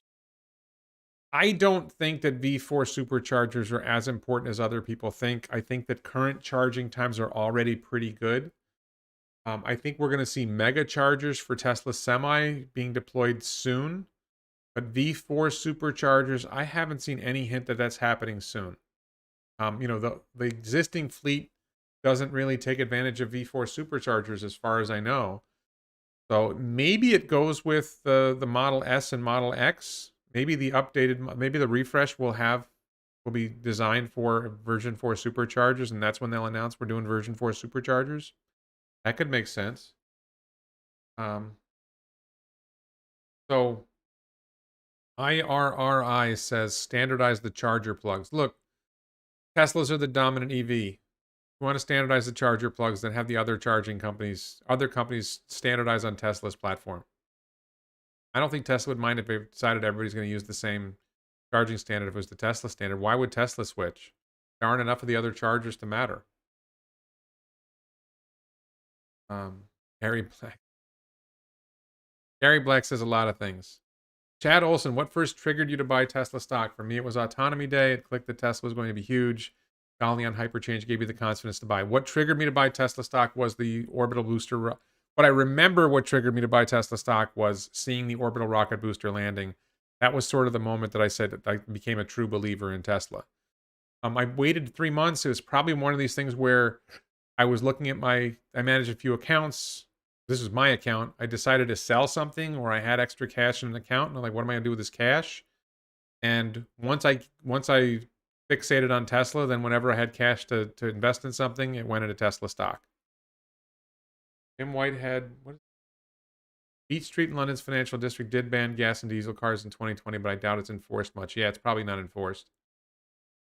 Do you know which states have plans to ban ICE vehicles? I haven't seen any plans yet. I think that's still... You don't have enough EVs yet to ban internal combustion engine vehicles. You have to... You can make the political gesture of doing it, but if you don't have enough EVs to do the transportation you need, it doesn't really make sense. Merch. ElonBits.com. Outside the simulation. They're already deploying mega chargers for Frito-Lay. I believe that the Frito-Lay is building mega chargers into a project. They're supposed to get 15 semis by the end of this year. Elijah says we need the boring company here in Toronto. Transit projects take decades and are too expensive. So my theory on boring companies, they got to get their system down. They've got to get it working. They get the Vegas system working great. They're probably going to do Austin, Texas, Miami, Fort Lauderdale. I think Orlando could be on the agenda, even though nobody's talking about Orlando. Get 2 or 3 systems up and running and working well. Once they get 2 or 3 systems up and running and working well, and they can bring city politicians and bureaucrats to see, hey, check out how our system is working in Vegas. Check how our system is working in Miami.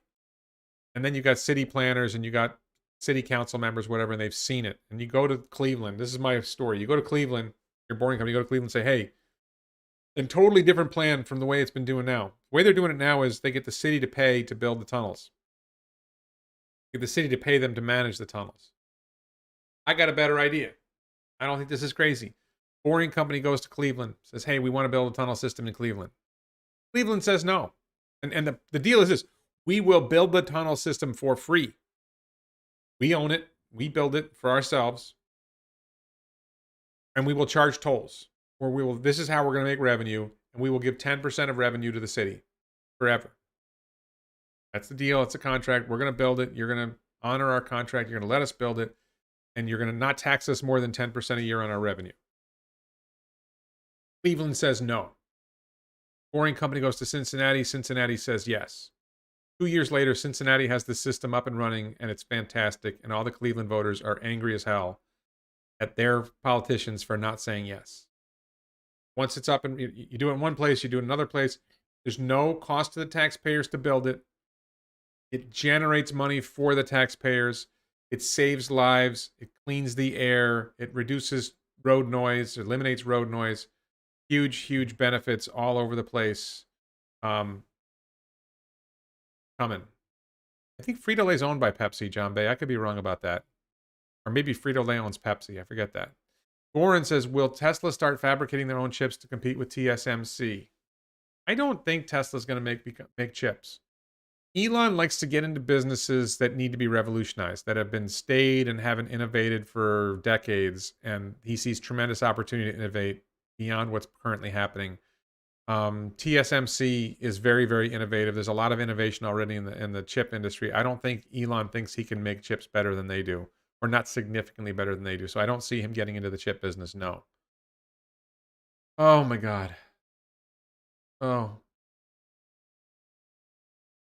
Giannis says, what if a Tesla fire catches fire in the boring tunnel? We already know how long it takes to put the fire down, and especially when the tunnel is crowded. Well, what happens in a regular tunnel when a gasoline car catches fire? Why are you asking this question? We've had tunnels for over 100 years. We've had gasoline cars going in tunnels for over 100 years. Why are you asking this question? Here's what happens. If there's a problem in the tunnel, whatever problem in the tunnel, I don't see why a Tesla's going to catch fire in a boring tunnel. It's kind of like a fantasy that Tesla Q has. But part of the training for the drivers in the Las Vegas Convention Center loop test was they had to drive the vehicles backwards out of the tunnel. So the vehicles that are in the tunnel back out of the tunnel. They put out the fire. They get the vehicle out of the tunnel. And they start using the tunnel again. How is this different from existing tunnels? And gasoline cars catch fire more than EVs. What is this obsession with EVs catching fire? EVs are less likely to catch fire than gasoline. I don't know if you're aware of this, but gasoline has a really, really strong tendency to burn. Where do people come from with this? Come on, man. Oh, Jesus. Okay, Giannis, I don't think you're serious. I think you're a troll, and I am hiding you from my channel. So Giannis is gone. It's entertaining to have trolls for a little bit, but he said the electric cars can burn for 24 hours. It's a nice fantasy. I suppose they could. So that's total nonsense. It's ridiculous. It's absurd. That's a great example of people making absurd claims about something they know nothing about, or maybe they do know and they're doing it deliberately to lie to people. I don't know what the motivation is there, but let's see. Oh, come on, don't do that to me. So let's see what else we got. Elon talked about robotics. Oh, that was a good one. Elon talked about robotics and building robots. What uses do you see? Check my channel for my interview with James Douma. We talked about robots on that interview. Douma is D-O-U-M-A. If you just search my channel for D-O-U-M-A, you will find that video. Douma, I was thinking roofing robots would make a lot of sense so that Tesla could deploy solar roof really efficiently. Douma thinks they're going to do humanoid robots. That he believes, and he was very... I find James Douma very persuasive. It's funny because I disagree with people, right? I have my idea, they have their idea, and I'm very arrogant, and I always think I'm right. And I'm talking to James Douma, and he explains the humanoid robot case. I'm like, well, that's pretty good. That makes a lot of sense. So I would say check out that video. Short story is, if you need robots to do something in space that humans occupy, then humanoid robots are probably the best designed for doing things in the space that humans occupy. It's much easier to do a general purpose humanoid robot to do a lot of things than to do a whole bunch of different specialized robots. I still think that roofing robots makes a lot of sense. Douma didn't like that idea because he thinks the roofing robot idea is not challenging enough for the AI. That's too easy for the AI, for the vision system. That the space that the roofing robot works in is too limited, and the AI is much more capable than that. He particularly thought that that humanoid robots would be really good for deliveries. We always talk about, well, we're going to deliver by flying drones, we're going to deliver by robo-taxis. He's like, why don't you just put the humanoid robot on a skateboard or give it roller skates? He makes a lot of sense. I got to say, he makes a lot of sense. Do FSD Teslas have a 911 feature where the car drives itself to the hospital if the driver is hurt or unable to drive? I believe that's something that will happen in the future, that the vehicle will be able to detect if the driver is having some kind of medical issue. Like if the driver becomes unconscious, it would certainly make sense to go to a hospital. I don't think it's in the cars yet, but I think it could certainly happen. Oh, dear Lord. Hater King says, how do I feel about Michael Burry heavily shorting Tesla? Well, we don't know if he heavily shorted it. We know he shorted Tesla. We don't know what his short is. We don't know the terms of his short. We don't know why he shorted it. I don't worry about what some asshat who has what some celebrity says about Tesla. I worry about and he's never said why. Like if he came out and he said, here's why I think Tesla's going to fail, and we had analysis that we could look at, that would be something that would be useful to have a conversation about. Some celebrity says, oh, I think Tesla's going to fail. So what? What do you know?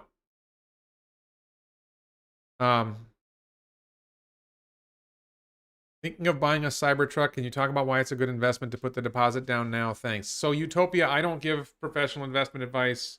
I'm not qualified to give professional investment advice. I will say what I've heard people say is they refer to it as a call option on FSD. You spend $100 to make a reservation on a Cybertruck with FSD. You're locking in your price at, let's say, $50,000 for a dual motor plus $10,000 for FSD, but you're only paying $100 for this. And 3 years go by, and you finally have a chance to get your Cybertruck because your order is so late that you're not going to get it for 3 years or longer. But 3 years go by, and you're ready to pick up your Cybertruck. If FSD if FSD is working and the Robotaxi network is live, and you could pay $60,000 for a vehicle you can put on the Robotaxi network and make money on it, and you're going to make $30,000, $40,000, $50,000 a year on this Robotaxi. You paid $100 to wait 3 years to see whether you're going to exercise the option, and if you don't do it, you get your $100 back. So it makes sense as a good investment in that sense. Me personally, I don't want to play that game, and I have a feeling it's not going to work out for some reason. I just have a feeling there's some reason why Tesla's not going to let you buy. Like I ordered 2. I've seen people who ordered like 13 or 100 of them. I don't think Tesla's going to let you buy 100. Oh, thank you, Fred Jessup. Thank you for your support. The Cyber trailer will have Tesla HVAC. Certainly makes sense to me. I think that we're going to see a variety of trailers. I don't think we're going to see one Cyber trailer. I think we're going to see a variety of trailers. Will Tesla develop a one-size-fits-all casting for all vehicles? Not for all vehicles, Carl, but I think they will develop a one-size-fits. I think they will develop a casting, a one-piece casting for. I think the 2023 Compact is going to have a one-piece casting. I could be wrong. I think that's going to happen. Sandy Monroe thinks it's not going to happen yet. So Sandy Monroe knows more than I do. How does FSD tell the difference between sleep and a medical problem? I don't know why we would expect FSD to tell the difference between sleep and a medical problem. I think we're talking about rare scenarios that aren't very important. I think FSD would probably be the computer in the car might be better at figuring out whether you need medical attention than I do. Maybe it'll be able to tell your heart rate. Maybe it'll be able to tell some other things. I don't know. Mark Potoshnik says, maybe I could sell my reservation for a profit. I bet you can't sell the reservation. I would bet you can't. Ben Pena says, I saw an ad for Domino's autonomous vehicle that delivers pizza. Anyone seen this thing? I've heard about it, but I have a feeling that's just a cute trick that no one's actually doing it. Do I think Elon likes Doge because of barf from Spaceballs? It's possible, but probably not. I think he thinks it's cute and it's a good joke, and that's why he likes it. Will Tesla do what the major automakers do, make an incomplete trailer and let RV makers finish it? I like that idea. I like the idea that they make a basic trailer with some basic features like HVAC, like Fred said. Make an HVAC, make a trailer with some basic features and let you finish it how you want. That would make a lot of sense. Declan says, hi Declan. Declan says, Elon has said the paint shop in Giga Berlin will be the most advanced ever. What innovations do you think we will see there? Wow, Declan, that's probably over my head. I'm not a manufacturing guy. My guess would be, I think Elon has said something about like layering the paint. I'm dying to see the answer to that question. I don't know the answer to that question. My guess would be that I think one of the issues is drying time, so maybe they found a way to do the paint so you reduce drying time. That's a really good question. I wish I knew the answer to that. I thought Elon said something about the way they're layering the paint. It's going to give it a special look. You expect it to be lower cost. You'd expect it to be more energy efficient. You'd expect it to be less polluting. But how do they make it work? Over my head. Heat, vent, and air conditioning? Not heating, ventilation, and air conditioning? How long before we see a robot made in the house? I think that's a good use for a humanoid robot. I mean, think about it. We already have Roomba. We already have robotic vacuuming in the house. So Gary Peterson says Michael Burry's $530 Tesla short bet may have cost him only $1,000 cash outlay. Exactly. I did the numbers. I think if he did a put, I think he could have done a put option for about $2.4 million. That would correlate to $530 million in Tesla stock value. So I don't think he could get down to $1,000. I don't think that's. I'm not sure how he would do that unless he's doing it on margin, and that's still you're making the bet. Aaron Johnson, European watcher. I feel like there's a focus on the U.S. from you and Tesla. Nothing wrong with that. Do you think Tesla will have more competition from others in the EU than in the U.S. in general? No, I think Tesla is going to have more competition from China than from the EU. I don't see a lot happening in European car companies. Volkswagen seems to be doing the most. I'm not impressed with what Volkswagen is doing so far. There's sort of like you can say what you're going to do, but you got to follow through and deliver. I think the Mercedes EQS looks like a good car, but it's not really. Porsche Taycan's a good car, but I don't think they're really competition for the Model Y. Like Tesla's main vehicles right now is the Model Y, and the next main vehicle is going to be the compact, and I haven't seen anyone in Europe making anything really genuinely competitive with that. I mean, the ID3 and ID4 sort of, but they suck. They're not really competitive. Do they have the battery supply? There's all kinds of issues for the European producers. But I think the Chinese have better access to batteries. So I think that's part of why I think not. Where's Semi? I think Semi is coming in a few months. Roombas are robot taxis for cats. Good one. Over, under, how much are y'all paying for a robot maid? I just think that the robot maid idea, like, you'd have to think about what tasks a maid would be doing. So vacuuming the floor, the Roomba's already doing that. You can already get that. You don't need a humanoid robot for that. What else, spraying Lysol or, Pledge on the furniture and wiping it off? I don't know. Funny thing is, cleaning the bathroom. I don't know. And here's the thing, like, we have a cleaning service that comes to the house once a week for, I think, $90 a week. So you figure that's $1,000 a year. How much is this robot going to cost me? And, if the robot's going to cost me $10,000, that's like 10 years. And probably the cleaning service we have is probably better than the humanoid robot's going to be. So I don't see that being the primary use for a humanoid robot as maid. Can you envision a world where everyone works for Tesla? No, I don't see that happening. Daniel Winnick says, getting ready to buy a Model Y. Should I wait for 4680? It depends what your situation is. If you need a vehicle now, you shouldn't wait because the 4680 Model Y is going to be a while. And the initial model, my prediction is the initial Model Ys coming out of Texas will be expensive. Probably going to be close to $80,000 for a really high performance version. I don't think they're going to do the low cost. There will ultimately be low cost Model Ys coming out of Texas with 4680 cells. But I think they're probably late 2022 before you can get that. So it depends what your time horizon is. Like I want to get a Model Y for my wife. And my feeling is she's happy with her current vehicle. Saves us money to not get a Model Y yet because she doesn't put a lot of miles on her current vehicle. So we might as well wait until the Texas Model Y comes out because we don't have any time pressure on that decision. So, Rosie? What's Rosie? Robots are already doing surgery. No one except Alex from E for Electric is giving good reviews on the Volkswagen ID4. Yeah. You envision Mars where everyone works for Tesla. Well, I think they'll be working for SpaceX rather than for Tesla. Your maid is $90 a week. That's $46.80 per year. 100, yeah, 50. That much? We spend that much on a maid? Oh my God. I gotta talk to my wife about that. All of a sudden that bothers me. Not a maid, it's a service.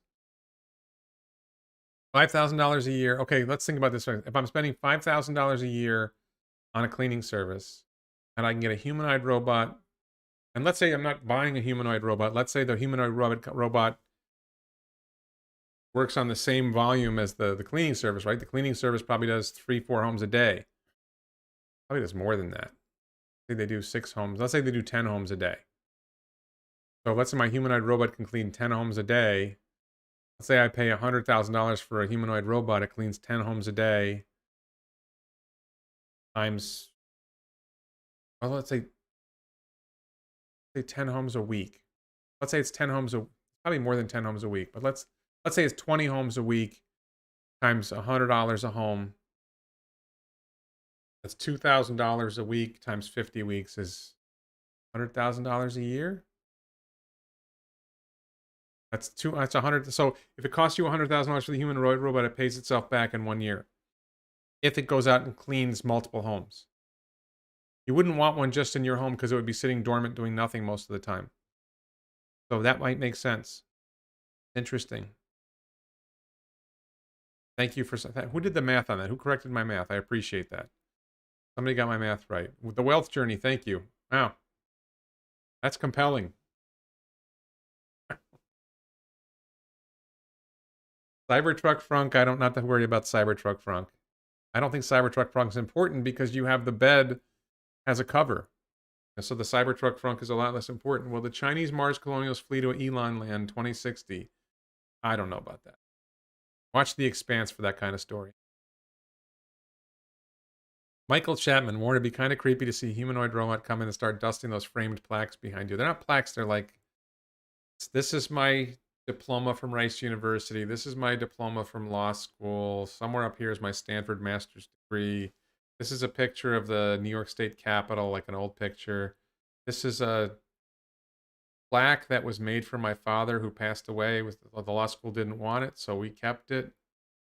A few other things up there. $110 in cleaning service every 3 weeks. I think we do every week. We did do every couple weeks. Stop being naive. Everyone knows what the first humanoid robot will be doing in the home. Katie Green. I think they already exist, don't they, Katie? First humanoid robots will be sex robots, of course. Will you interview someone from Lucid Motors? I don't believe anyone from Lucid Motors would be willing to interview with me. I would be happy to interview anyone from Lucid Motors. I would love to interview Peter Rawlinson. I would love to interview someone else. I'd love to interview somebody on the engineering team. No one from Lucid Motors is going to be willing to interview with me because I'm going to ask them hard. They only ask people who don't ask them hard questions.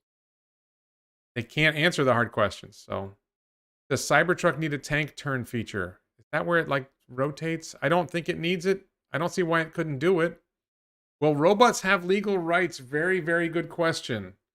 No, they won't. Not initially. I think there may come a time when robots would get legal rights, but not right away. Am I going to get the Roadster with SpaceX package? No, I don't have much interest in high-performance cars anymore. When I was younger, I liked high-performance cars, but right now I don't have much interest in them. Robot pets, I don't see the interest in robot pets, but I definitely think there are people who would want one. Doesn't work for me. No, I don't think Sandy's even tried it. Has Sandy tried to do an interview with Lucid Motors? There's no way. They can't. You know, he just did an interview with QuantumScape, which was really impressive because they gave him a tour of the factory. Lucid hasn't given anybody a tour of the factory. They just do videos from inside. Marty asks, have I been invited to the June 3 Tesla event? I requested an invitation. I heard back from someone at Tesla with a maybe. Now the event's been moved to June 10th. I'm going to follow up. Not in a hurry. I'll probably ask again in a few days and just inquire and see what's going on.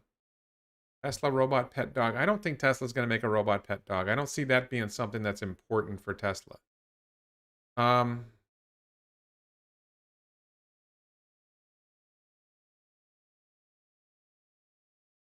was this question? Will the Chinese Mars colonials flee to an Elon land in 2060? I don't really understand that question. Norman says, dumb question, but is the 4680 cell a form factor that can accommodate multiple chemistries, or does 4680 only come with high nickel chemistry? Yes. There's no reason that form factor can handle multiple chemistries. There's lithium iron. I expect to see lithium iron phosphate cells in 4680 format. Elon and Drew Baglino talked about nickel manganese cells, so about 2/3 nickel instead of nearly full nickel. I think it was pretty obvious they were talking about that in the 4680 cell format. I think 4680 with tablets works for a lot of cell chemistries, and it's easier to manufacture the cylindrical cells in higher volumes. Elon's all about high velocity manufacturing. Giovanni says Bjorn and Engineering Explained get good reviews of ID4. What are you guys babbling about? What ID4 is an okay vehicle. It's clearly a step below the current Tesla Model Y, and it's going to be way behind the next generation Model Y. Are they making them in volume yet? How many ID4s are they making? Where are they getting their batteries from? What battery chemistry does it have? How long will the battery pack last? All these other car companies that are making EVs, they don't have a track record of how long their vehicles are going to last. How long are their battery packs going to last? Philip Maisie says, should Tesla make an entire house? I feel that home construction is ripe for disruption. Philip, I have a video about that. I think Tesla should make homes. I think the problems that we're seeing in Austin, Texas with housing are another reason why Tesla should make homes. I think the housing market is ripe for disruption. I would love to see Tesla do it. I have a feeling they won't do it, but I would love to see them do it. Robot mother-in-laws. That's some potential. If robots gain selfhood, will we teach them selfishness? I don't know what selfhood means in that context. That's a really big question that's probably beyond me. Oh, what level of Cybertruck did I order? I ordered a dual motor Cybertruck. Dual motor Cybertruck with FSD. 2 of them. Charlie Doyle says, why did Alphabet and SoftBank both sell Boston Dynamics if robots are about to be so valuable? Well, I don't know if they necessarily make good decisions. I wasn't aware that they sold it. I thought Hyundai bought it. I didn't know that Alphabet and SoftBank owned it.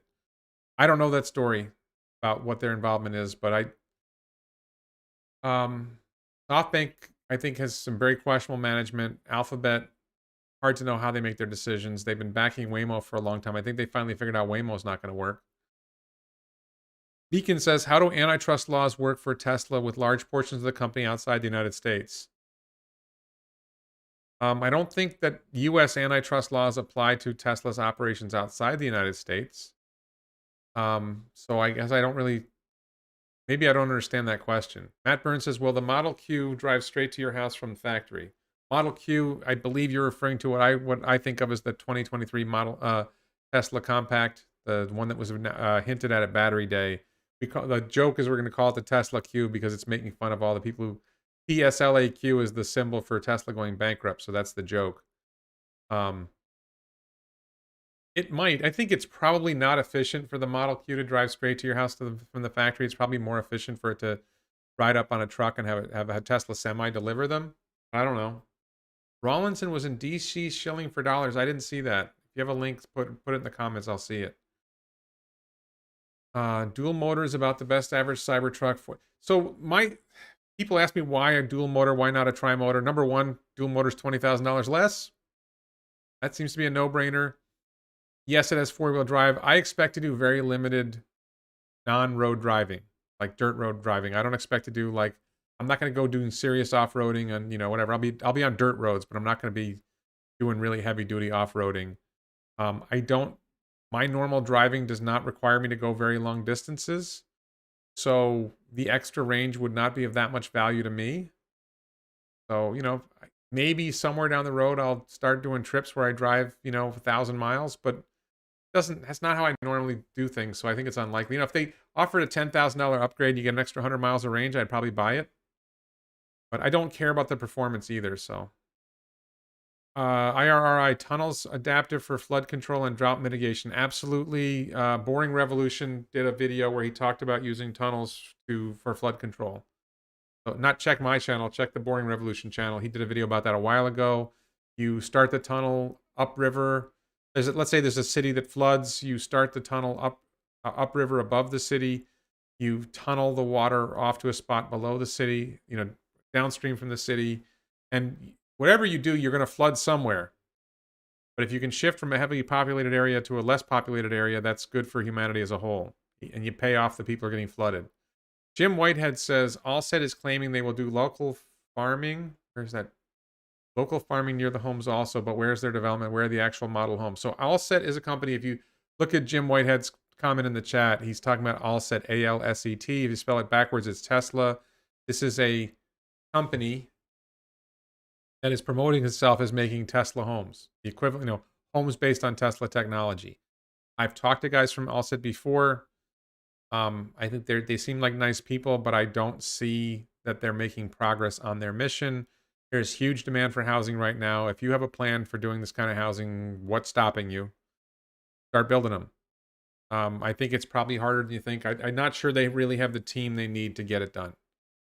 And I certainly don't. So, Robo Dunkin' Donuts. I'm not sure what that means, but I like it. I like Dunkin' Donuts. So anything with Dunkin' Donuts isn't good. Does the Q in Tesla Q stand for like probability to die? No, it stands for the TSLAQ for Q is the symbol for a company going bankrupt. So it's making fun of them. The Tesla Q.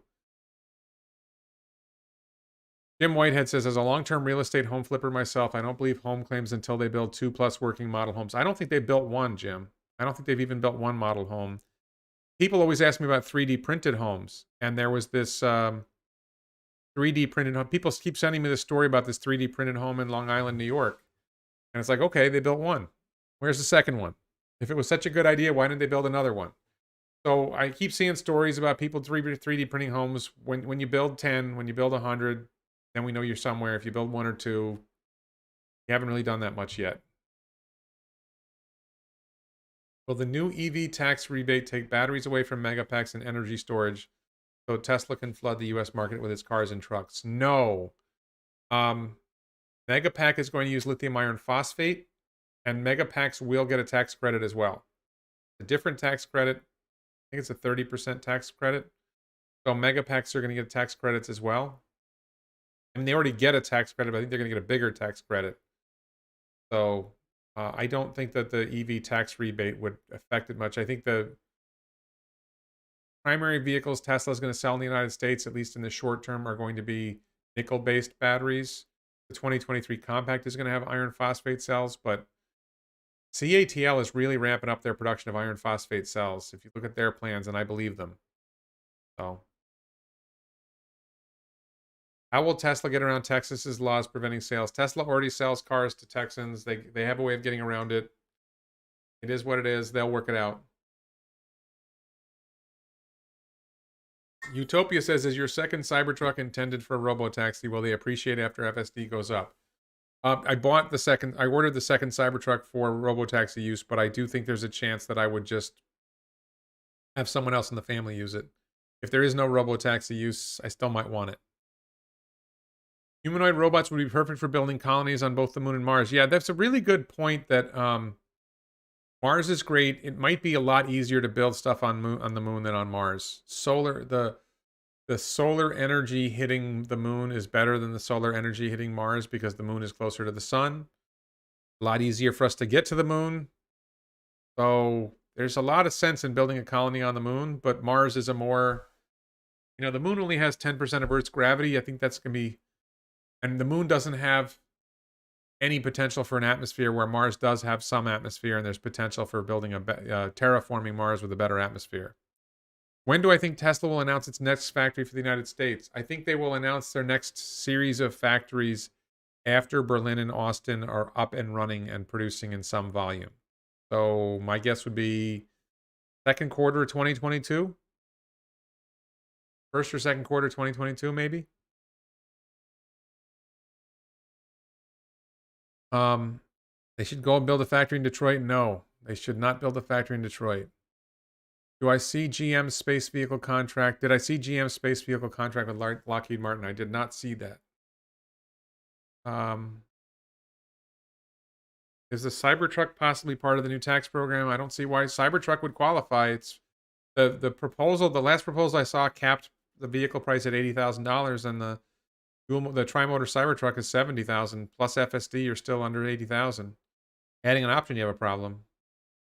David Patton says the robots from Westworld are a long way away. Having sex with a robot and not being able to tell the difference is probably 100 years away. David, I believe there are already sex robots in Japan and maybe China. And being able to tell the difference may not be that important to a lot of the people who are buying them. So, when will the first moon hotel be built? 10 years? 15 years? How will Tesla robo-taxi operators handle stuck cars out in the city? I don't really understand that question, Charlie. I mean, if there's a problem and a car won't move, I guess you send a tow truck to go pick it up. So, Be Nice says, all set projects slated for Texas and Maryland.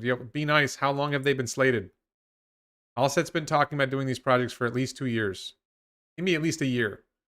At least a year, and they haven't made progress. Make it happen. I want to see it happen. Do it. Do it. Gary says, any word on AI Day? I could use a good AI robot for routine housekeeping chores. Yes, try fake and bacon on BYND. Oh, does Beyond Meat have a fake and does Beyond Meat has a bacon? I will try that. I will absolutely try that. Any word on AI Day? Not that I haven't heard anything about AI Day. I think AI Day is going to be at least 2 months away, maybe longer.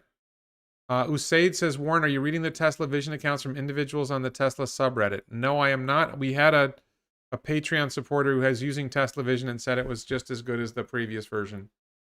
I don't read Reddit. So, not that I'm against Reddit. I'll look at it occasionally, but I'm not into it.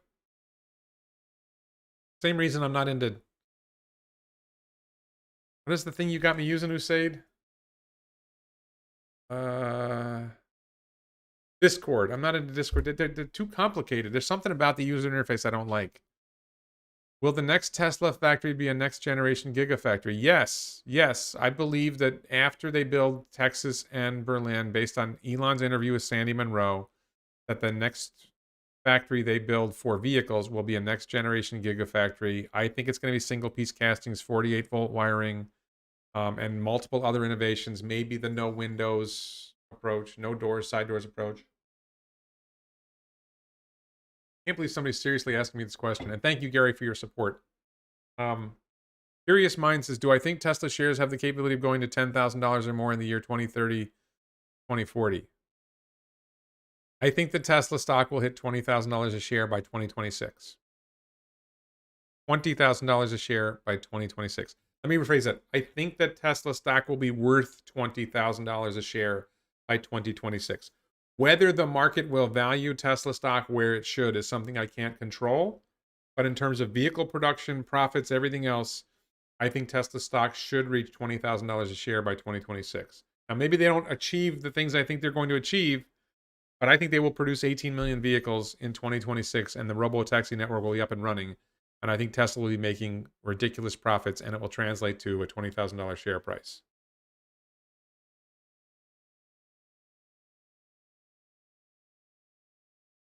No, but Gary, does Beyond Meat have a fake bacon, a bacon alternative? Well, so Jim, I don't think Allset is a fraud like Nikola, because I don't think that I don't think they're taking investment. As far as I know, they're not. They never. I mean, I talked to them. They never asked me to invest money. I don't think they're in that scale of things. It's just, somebody's got an idea to do something. I don't know what they're waiting for. Maybe they're waiting for investment. Does Tesla stock ever split again, or will Elon let it ride like Berkshire Hathaway stock price? I don't really care much about stock splits, but I would guess that it will split again.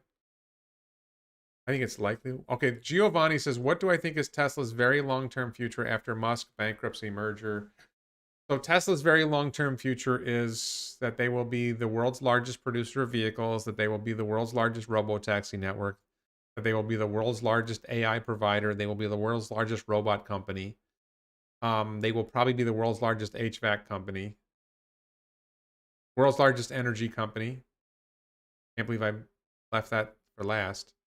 I don't think that Elon leaving... I think Elon leaves in about 5 years. I think Tesla achieves most of the goals that Elon is shooting for within the next 5 years. And Elon doesn't leave, but he steps down from the CEO role, becomes chairman, and starts spending 5% of his time with Tesla, puts a lot more time into SpaceX and Neuralink. That's where I think the future is with Elon. I think Drew Baglino, Jerome Guillen, Martin Vieca, Zach Kirkhorn, Andre Karpathy, they have some really, really good people running Tesla right now. And I think that Elon could step aside today. The company would be okay. He's an accelerator. He makes them improve faster. But 5 years from now, Robo-taxi network's up and running. You don't need a lot of improvement for FSD anymore. Manufacturing is going like gangbusters. You don't need a lot of... You sort of ask, like, what if you figure Elon's role in the world is to use his brain cycles to improve innovation somewhere, what innovation will Tesla need to pursue 5 years from now that Elon is a big adder for? And I think the value of his brain cycles for getting a Mars colony going and the value of his brain cycles for getting Neuralink going are much higher than his value for getting Tesla from a $5 trillion company from a $20 trillion company to a $50 trillion company or whatever. And I think it'll get to a $50 trillion company without him anyway. So I don't know. I mean, maybe they'll discover some other need for him beyond that. Beyond Meat and Impossible both have a sausage. I'm going to have to try that.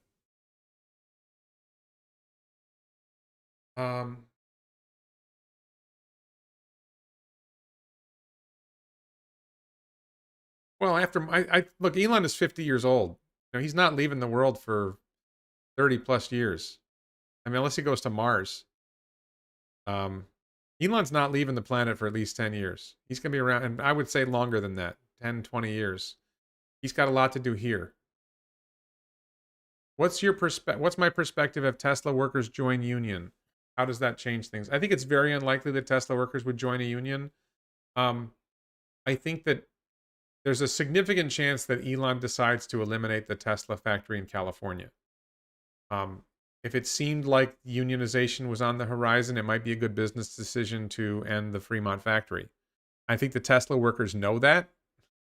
I think the Tesla workers know that their benefits would probably be a lot less if they were unionized because they get Tesla stock and they know how good that is. And the average Tesla employee is probably going to be worth millions of dollars because of their Tesla stock. Why would you want a union?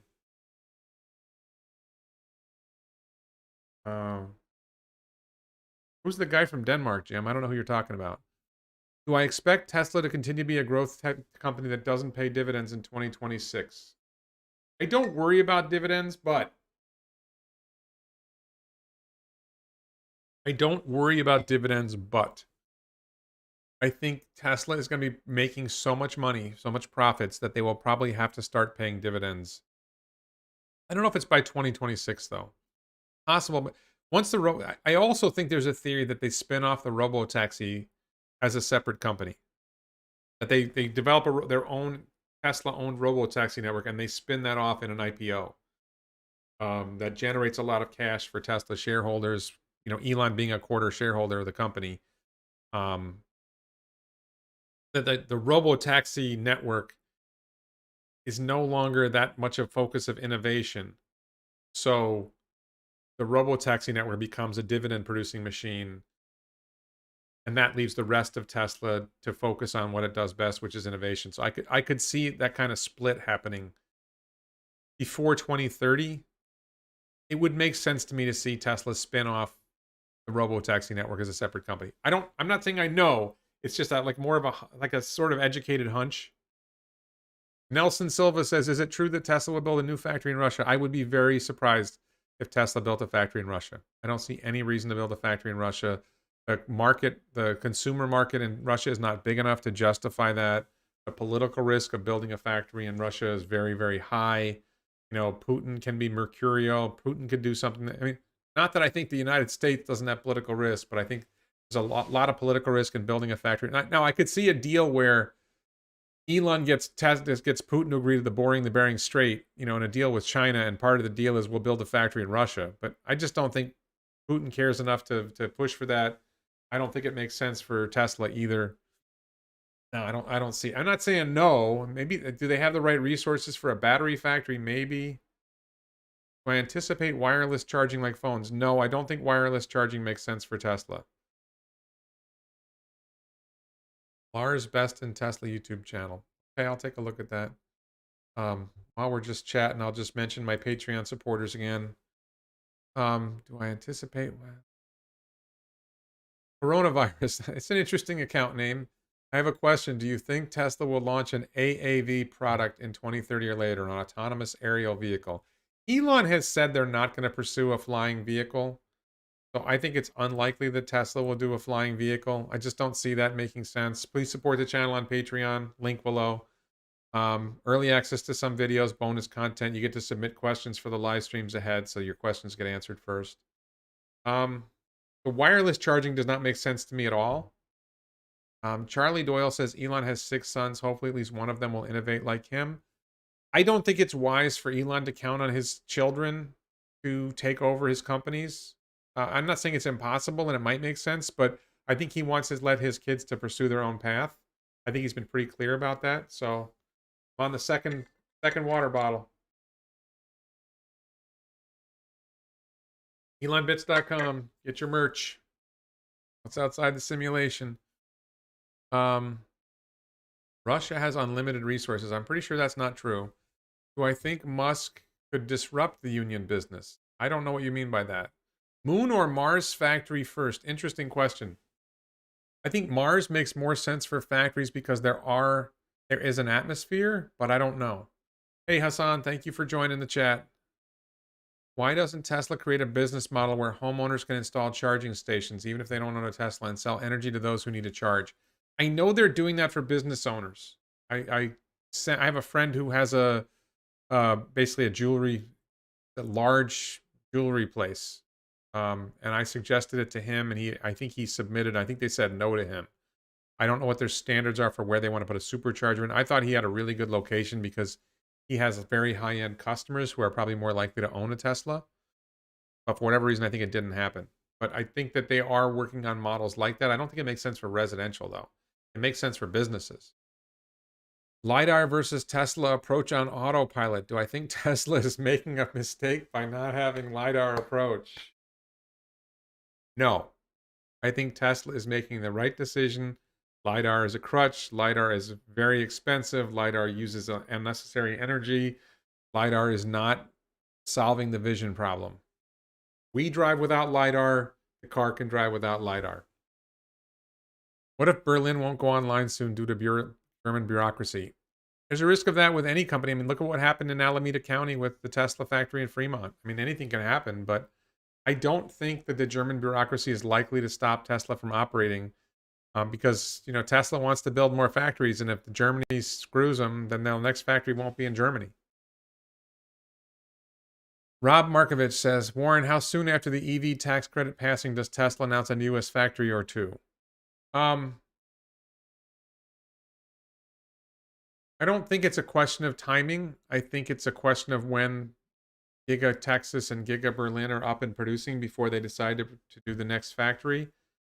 I think it's pretty clear. I think it's very, very likely that the next Gigafactory, vehicle Gigafactory in the United States will be in Texas because they have so much land there.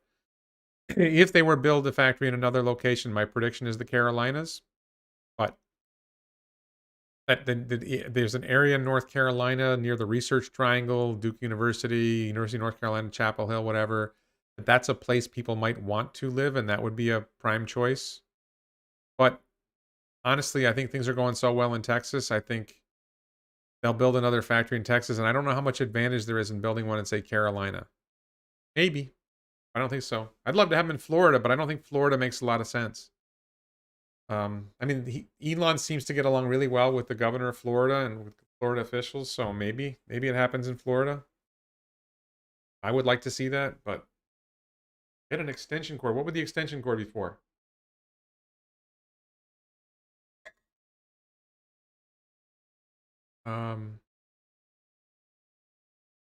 When Cybertruck is on the roads, what will the general public think? I think a lot of people are describing the Cybertruck design as polarizing.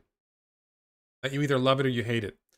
I think that initially some people will love it and some people will hate it. And then I think as there are more and more of them on the roads, so when the millionth Cybertruck hits the roads, people will start getting used to it. It'll start becoming more common. People will start to get it. So I don't think Tulsa makes a lot of sense, Hassan, for a gigafactory. So if you look at what Elon has said about where he wants to locate factories, I'm assuming he's not blowing smoke. Austin, Texas is a great place to live. There's a lot to do there. It's a place where his engineers wanted to live. You want to build your factories in places where people want to be because it's easier to attract quality labor. I don't know enough about Tulsa, but I don't have a great impression of Tulsa. Oh, Jim Whitehead asked, and other people asking about this, can you make a water bottle shaped like the latest Starship with fins? If it's expensive, you could sell them on eBay. You're like the second or third person to suggest that to me. I will think about it. It's unlikely I would be able to pull that off, but I will think about it. I don't think that I think the amount of effort I would have to make that happen would probably not sell enough to make it worthwhile. And if I sold the Starship for, would I have to put the SpaceX logo on it? Would I get in trouble for using the SpaceX logo? It's too complicated. SpaceX should do it. Do I think that Neuralink will be mainstream like laser eye surgery by 2030? Good question. I think that Neuralink will be scaling up by 2030. First of all, Neuralink is very, very speculative, right? Because we just don't know how well this is going to work. We're pretty sure it's going to work. We don't know how well it's going to work. We don't know how successful it's going to be. I think, let's see, we're 2021 now. Human trials will probably start this year. We'll probably have results from human trials, the early human trials next year. Probably expand human trials to more paralyzed patients into the blind 2022, 2023. Start doing it on a meaningful scale for people with brain diseases 24, 25. And it's going to be a long way. There's so many people with brain diseases that can be helped by this that I think you're going to see Neuralink for brain diseases for 5+ years before you start to see it for regular people. So 2030 is probably the earliest you're going to see Neuralink going into healthy people who don't need it for a disease. And I think it might take longer. I just think that, that kind of application, you got to be really, really careful how you do it. I love it. I'm excited about it. I want it. 2030. So Charlie Doyle says, I can't see too many healthy people getting holes drilled in their heads and wires attached. So there's no wires attached on the outside, Charlie. The wire's on the inside. There's no wires attached on the outside. You have to ask yourself this question. If you see the potential for what Neuralink could do for you, to be able to, look, our lives are based on the internet now. Everything we do is on the internet. If it gives you faster access to the internet, then you might want it. If it enables you to do Google searches without having to type, you think about how slow the interface is on a phone, right? How slow it is to type things, and maybe you can see things. Maybe it touches into the optical cortex and you can actually see multiple screens at the same time in your head. I don't think Elon is currently using Neuralink. No, I don't think it's there yet.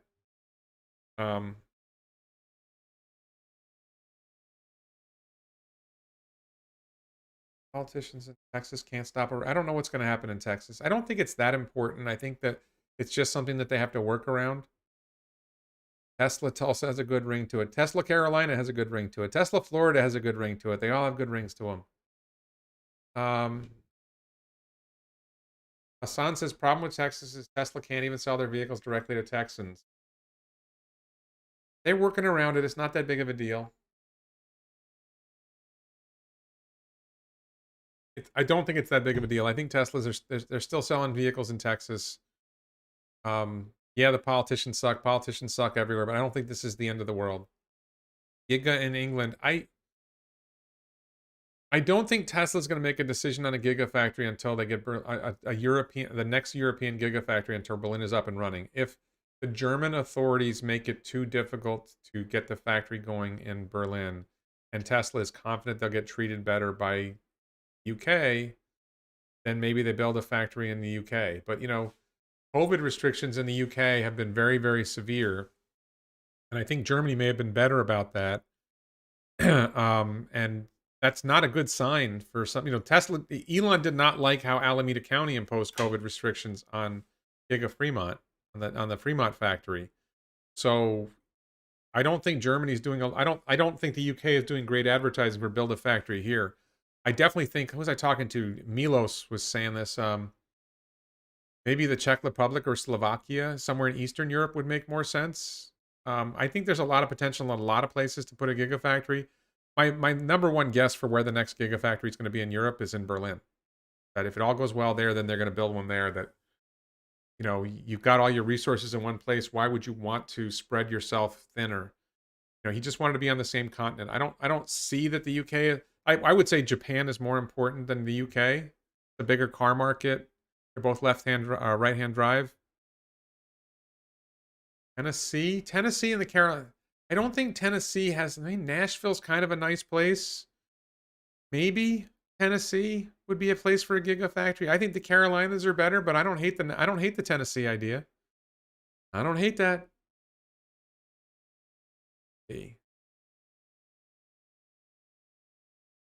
So Charlie Doyle says, what's wrong with my argument? I think eVTOLs, electric vertical takeoff and landing aircraft, will be very useful in a big business by the 2030s, transporting people and goods up to 200 miles.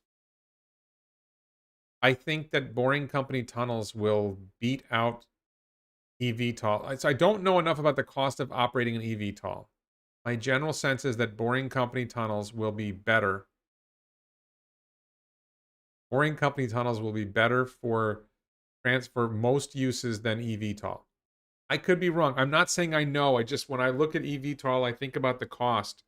And I think cost per mile, cost per kilogram mile, whatever you want to talk about, is probably going to be better in Boring Company hyperloops and loops. Whether it's passengers delivered or cargo delivered, I think the market for eVTOL is going to be very small. It's an interesting concept. I'd like to see it happen, but we'll see. Katie Green says, Ice Killer Gigafactory will be in Minnesota. I don't think Elon wants to locate his factories in places that are that have favorable laws for unionization. I think that's not good for Tesla's business. So, cracking up that Katie thought Katie came up with the sex robot idea. You're cracking me up, Katie. Warren, did you ever own any Nikola stock? No, I never thought Nikola was a good. I didn't really spend a lot of time thinking about Nikola until it blew up. I wasn't that interested in Nikola. I think a lot of people got interested in Nikola, and I never did. I was more interested in Lucid, and that's why I'm so negative on Lucid, is because I was interested in Lucid, and I was just very disappointed. Metal Mike, my theory on Japan is I have a video where I talk about. If you search my channel for Japan, I have a theory about why they would locate in Japan. They are a very close relationship with Panasonic. Panasonic is based in Osaka, Japan, so you do a Panasonic Terafactory for batteries to go along with a Tesla Japan Gigafactory. Japan is the 4th largest car market in the world. I think it'd be great for Japan. Japan would be really good for wind power too. I don't know what they do for wind. What do I think about the Rivian delays? I don't follow Rivian as closely as I should. I wasn't aware they had a delay. I'm excited about Rivian. I'm worried that if I paid too much attention to Rivian, I would be disappointed. But Sandy Monroe just said some really good things about Rivian. IRRI says, if Tesla were to build in Africa, what country might he build in? I think it's going to be a long time before Tesla builds a factory in Africa. I don't think there's a country in Africa that has a car market big enough. I don't think the entire African continent has a car market big enough to support a Tesla Gigafactory.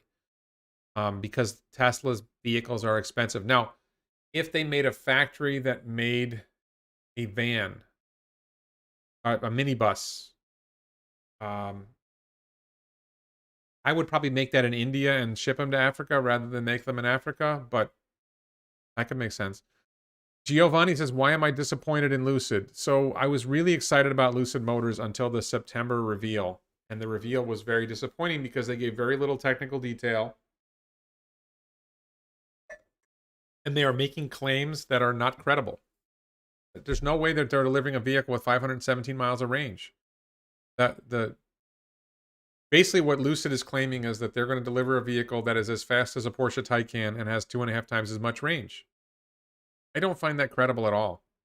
And they haven't let a journalist drive the car. They haven't let a journalist inside their factory.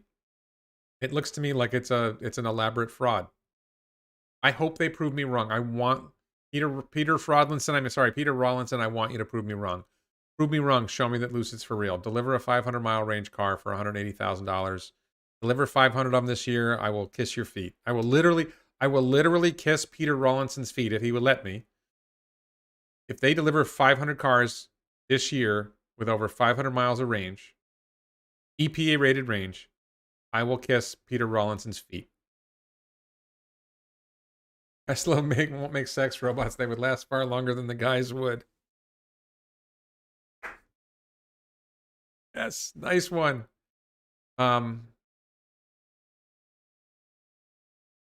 Rob Markovich says, Warren, Stephen Mark Ryan thinks Tesla raises prices $5,000 with the new tax credit. Your thought? People say I should interview Stephen Mark Ryan. I'm like, why? We agree on everything. What kind of conversation would that be? I don't think Tesla will raise prices necessarily. I think that Tesla will not lower prices in situations where they otherwise would have. So right now, let's say a base Model Y long range is $45,000. I think with the Gigafactory in Austin ramping up, they're going to be able to produce the equivalent vehicle for 35. You know, they would be able to produce the vehicle so efficiently they could lower the price to $40 or even $35,000. I think they could sell the current vehicle for $40,000 and maybe even $35,000. So they would have the ability to lower the price of the Model Y significantly from where it is. And they just won't lower the price when they could.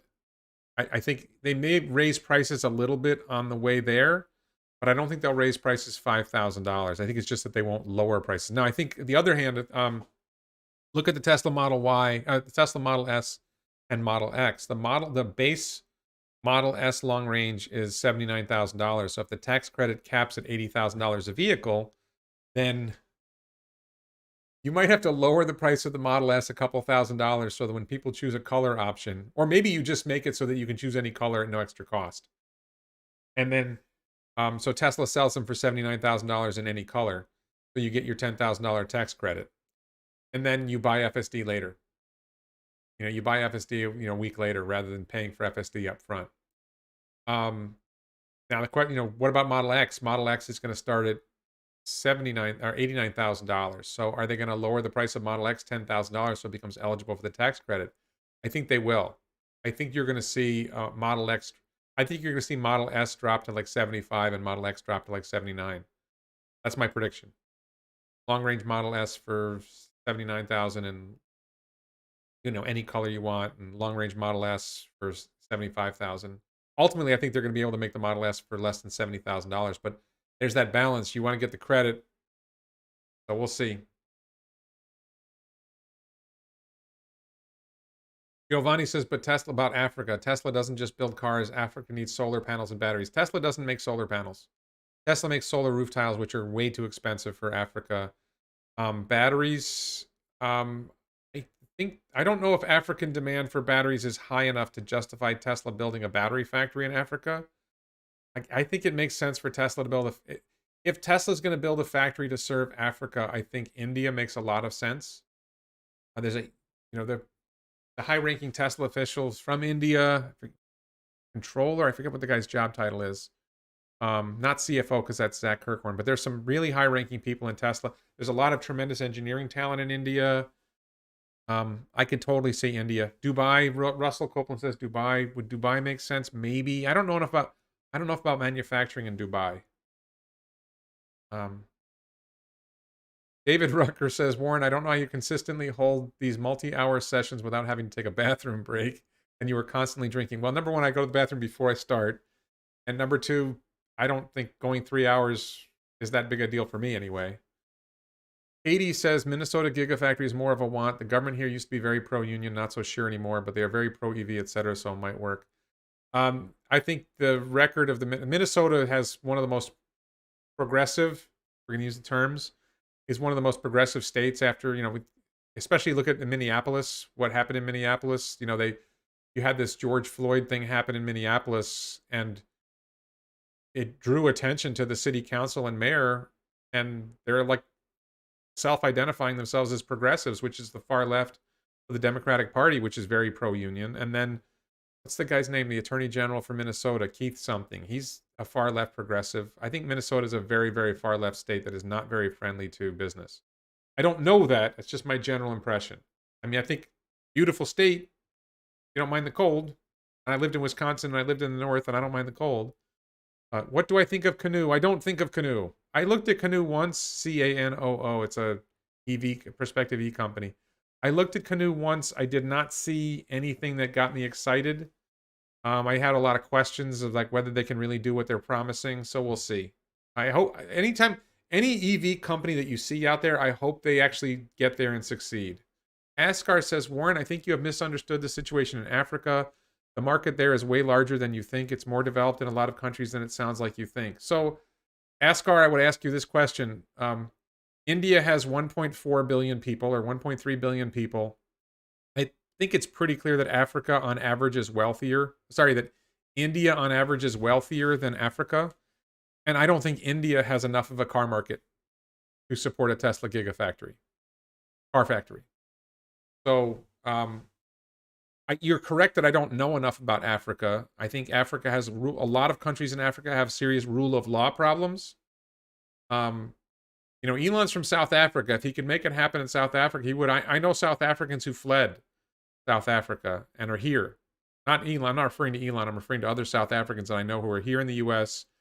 and they think that South Africa's government has turned terrible. Is there hope in Nigeria? Is there hope in certain other countries in Africa? Yes, but is the car market big enough to support people buying $1,040,000 cars a year? I don't think so. I don't think so. I think that, if Tesla was making $10,000 cars, maybe. If Tesla were to make minibuses, I think that there's a lot of... I talked to if you search my channel for Egypt or Cairo, I interviewed a guy who's from Cairo. And we talked about the situation there. So I think you might be underestimating how much I know. I think Egypt might be one of the wealthiest countries in Africa. Not total GDP, maybe. I'm not sure. I think Egypt is a relatively wealthy country in Africa, and he didn't think there was any prayer for a Tesla gigafactory in Africa. Not in Egypt, anyway. Tesla's mission is to accelerate... I missed it, sorry. Cyberquad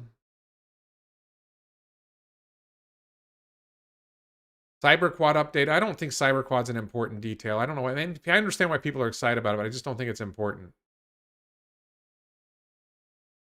I have another water bottle under the desk. No, I have two. I didn't get a third. This is the empty one. This is the still full one.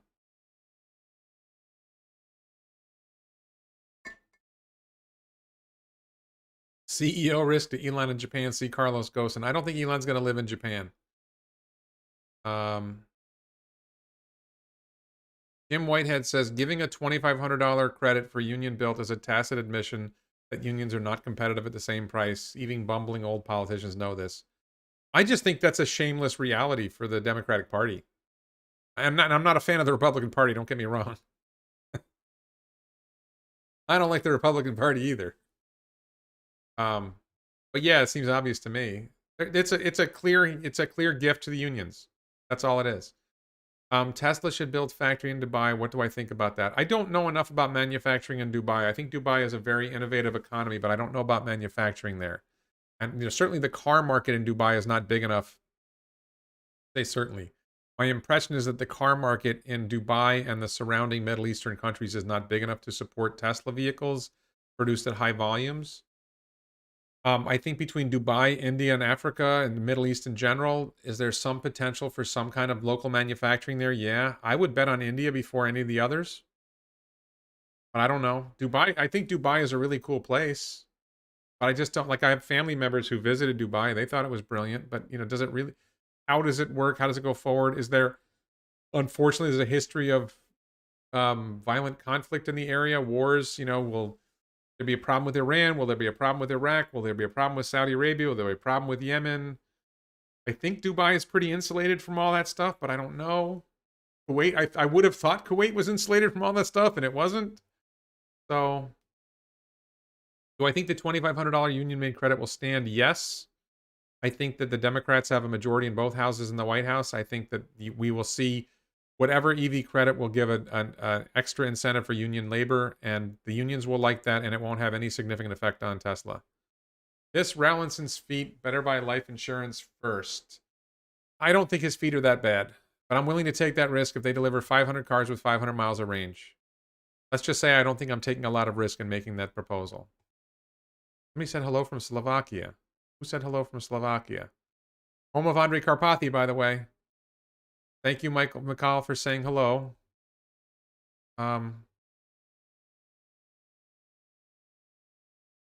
Christian says America is the best place for business. Elon would never have succeeded in any other country. Please comment. I think Elon would have succeeded wherever he chose to locate. I think that Silicon Valley is a great place to succeed on the internet. I think if Elon had it to do over, he might not have started Tesla in California. California is a terrible place to do manufacturing. Is there another country that would have been better for?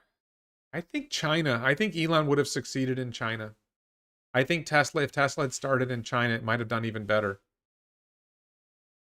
James Graham, thank you for your comment about water bottles. Please join and become a Patreon.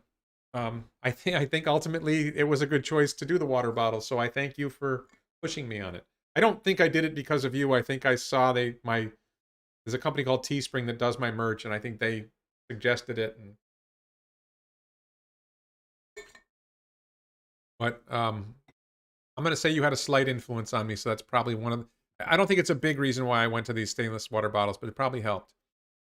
Mike South says, does Tesla ever expand Buffalo into a gigafactory? Would it make more sense to put one just north of there in Ontario to address Canada's mid-sized car market? I think neither. So I'm from New York. I'm from upstate New York, not that far from Buffalo, about 4 hours away. I think upstate New York is a problem. New York State in general is a problem. It's a difficult state to do things. I think, again, COVID restrictions, New York over-restricted on COVID. It probably made life difficult for Tesla in Buffalo. Canada is very, very restrictive on COVID. That's not a good... If you want business to locate in your city, state, or country, and you have massive COVID restrictions that make absolutely no sense, you're telling business owners don't invest here. That's what you're doing. I mean, I got friends who are from England. They're like, my brother's in England. It's miserable. Why would you build a factory in a place that has massively unreasonable restrictions? Tesla has operations in Richmond, Ontario. Richmondville, just outside Toronto.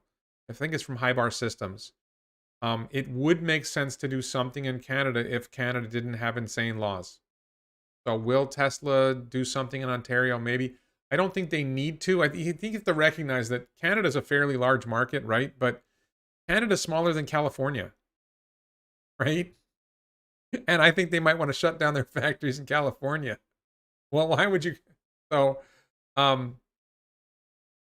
it would be nice to have some kind of production in Canada. It would be nice to deal with, whatever the issues are in Canada. I don't think Canadian governments have been that friendly to Tesla. I could be wrong. I think, I think one of the provinces imposed an EV tax. At Manitoba, I forget which province did that. I don't think Canada's making a great pitch for, hey, build a gigafactory here. If they want a gigafactory there, they should be making a better pitch than what they're doing so far. WNG Image and Design says, experts say in 2025 ICE car values will plummet. So yeah, used cars, I think used car values have gone up recently. I've been saying this for a while. I think that if you believe that EVs are going to take over, then at what point do your internal combustion engine vehicles become effectively worthless? And I think it's 10 years away. So if you buy a new car now expecting it to still have value in 10 years, now at some point you may have to pay someone to take it away. No, Hassan, I'm not saying India is the Middle East. I'm saying you have the Middle East and Africa and India, and you put them all together as one region that is relatively poor. The Middle East isn't poor. The Middle East has low population. There's a relatively small populations. I mean, there's a lot of poverty in the Middle East, but there's a lot of wealth in the Middle East. And then you have India, and then you have Africa, and they're sort of all close to each other. And I think they have some degree of free trade between them. So locating a factory somewhere between India and Dubai and Africa to serve all three makes sense. David Rogan says, with 65% of the world being right-hand drive, do you not think that a gigafactory in the UK would be good? I was not aware that 65% of the world is right-hand drive. China is left-hand drive. The United States is left-hand drive. Europe is mostly left-hand drive. Latin America is left-hand drive. Japan is right-hand drive. Australia is low population. I don't know what India is. Is India left-hand or right-hand drive? I don't even know. I would guess India would be right-hand drive. So I think a gigafactory in Japan makes more sense than a gigafactory in the UK. Japan is a bigger car market. Tesla has a great relationship with Panasonic. The Japan Gigafactory could supply India with cars. Japan Gigafactory. I mean, reaching the Caribbean is small, so that's not really important. I guess you'd have to ask yourself, what's the biggest car market for right-hand drive outside of Japan and the UK? And I don't think there's any near the UK that is meaningful. So India, I'm guessing India's right-hand drive just because they're former British colony. So I would guess Japan would make more sense than the UK. Sorry. Canada did try to exclude the EV incentive from Teslas by lowering the max price, and Tesla. Yeah, I mean, Canada is like basically giving Tesla the finger every day now. Why would you locate a factory someplace that doesn't want you? Pakistan. Pakistan makes sense too. I think Pakistan and India are sort of, I hate to say it because I'm sure people who are from India or Pakistan see huge differences between the two countries, but when you're from the United States, the two countries look very, very similar, except that they seem to hate each other. So, I don't know between India. My impression is that Tesla itself, the company, the employees, has a lot more personal connections to India than it does to Pakistan. So, Thailand is right-hand drive. I did not know that. Samuel says the F-150 extended battery range is over 400 miles and over 300 miles. The estimated range is with 1,000 pounds payload. Samuel, I had this bridge that I've been meaning to sell, and it's hard to find people who really appreciate the value of this bridge. So if you send me your email address, I will. It's only $1 million for you to buy this bridge, and I'm telling you, this bridge is gonna work. It's gonna be worth $1.5 million with the extended battery. Okay. So, moving on. India has many restrictions compared to Pakistan. I don't know. I mean, I don't know enough about the difference between India and Pakistan. I know that Pakistan, Tesla seems to have a lot of connections. I hear a lot more from India's a bigger country, but people who don't know, Pakistan is a very, very large country. I think Pakistan might be even poorer than India, which is hard to believe. But I didn't know this. You're saying that India has more restrictions than Pakistan. I don't know enough about the.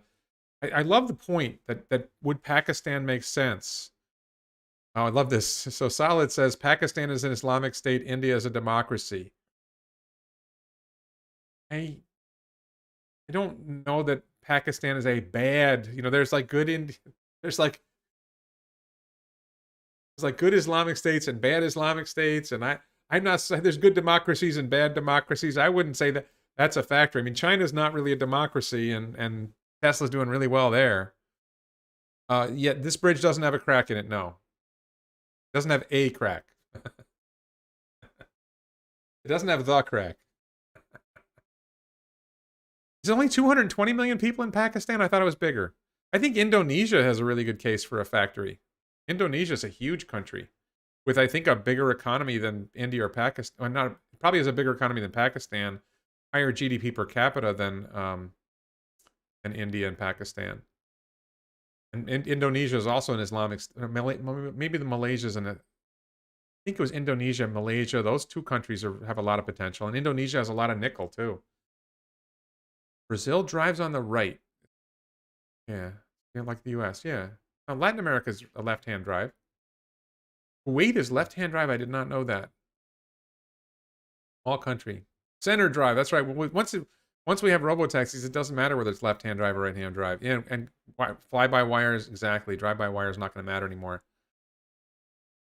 Rob Markovich says Pakistan is a theocracy. Avoid. I think most governments now are theocracies. The god they believe in is the state.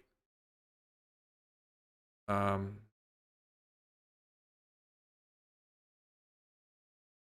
incentive for EVs in Canada. I've not seen that.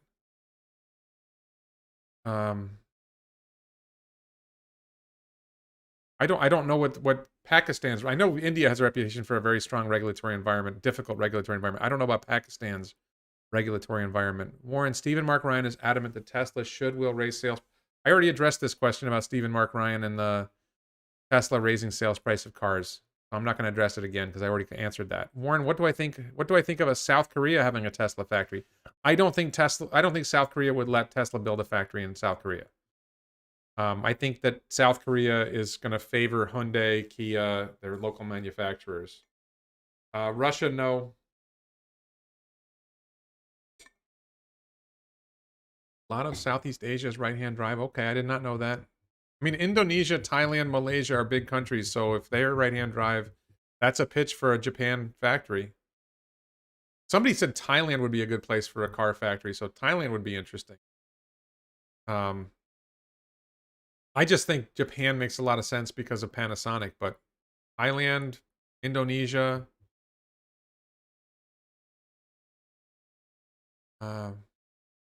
Pakistan is the 5th most populated country in the world. China, no, I don't think that can't be right. You got China, you got India, you got the US, you've got Brazil. I think Indonesia has more people than Pakistan. I thought Indonesia had 300 million people. I could be wrong. I don't know. The wealth journey, I think you could post your link on the comments, not in the, if you post it in the comments, then I will see it later. When you post links in the comments, YouTube holds them for review. And I don't always review them, so I might not see it, but I will probably see it. Hassan, Warren, lots of Indians in your channel trashing on Pakistan, LOL. Yeah, no, I think that's, there's this rivalry between Pakistan and India, which, like, honestly, you guys understand that from the outside, Pakistan and India look like the same place to me because I don't know what the hell I'm talking. And Bangladesh, like Pakistan, India, and Bangladesh, to me, all look like the same place. I understand they're different. I understand they have different governments and there are different religions, but there's lots of different religions within India. There are probably different religions within Pakistan and Bangladesh and different subcultures within any country. But from our perspective, right, the food isn't that much. I'm sure you're going to say the food is very different, but compare it to a cheeseburger, right? The food is, there's a lot of similarities between cultures. So the battle back and look, I'm Jewish, right? I have neighbors from Israel. There's this rivalry between the Palestinians and the Arabs and the Jews in Israel and Palestine. Like, the same people. We wear different clothes, different religions. We're the same people. Come on, we're the same people. How do we not see this? You say shalom, I say shalom, you say salam. Salam alaikum, shalom. They're the same words. We both eat hummus. Come on. Let's get together. Stop fighting.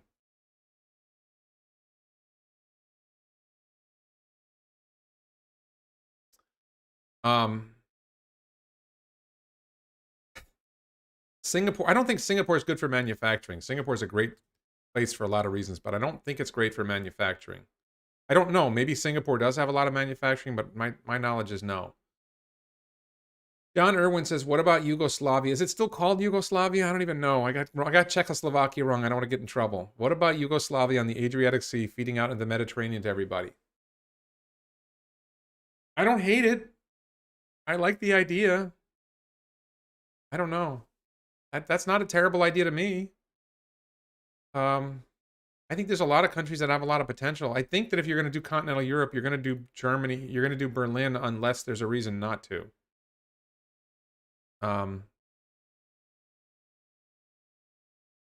Rob, I don't think it's just religion that poisons the mind. I think it's that politicians get power and they need to have an enemy to justify their power. So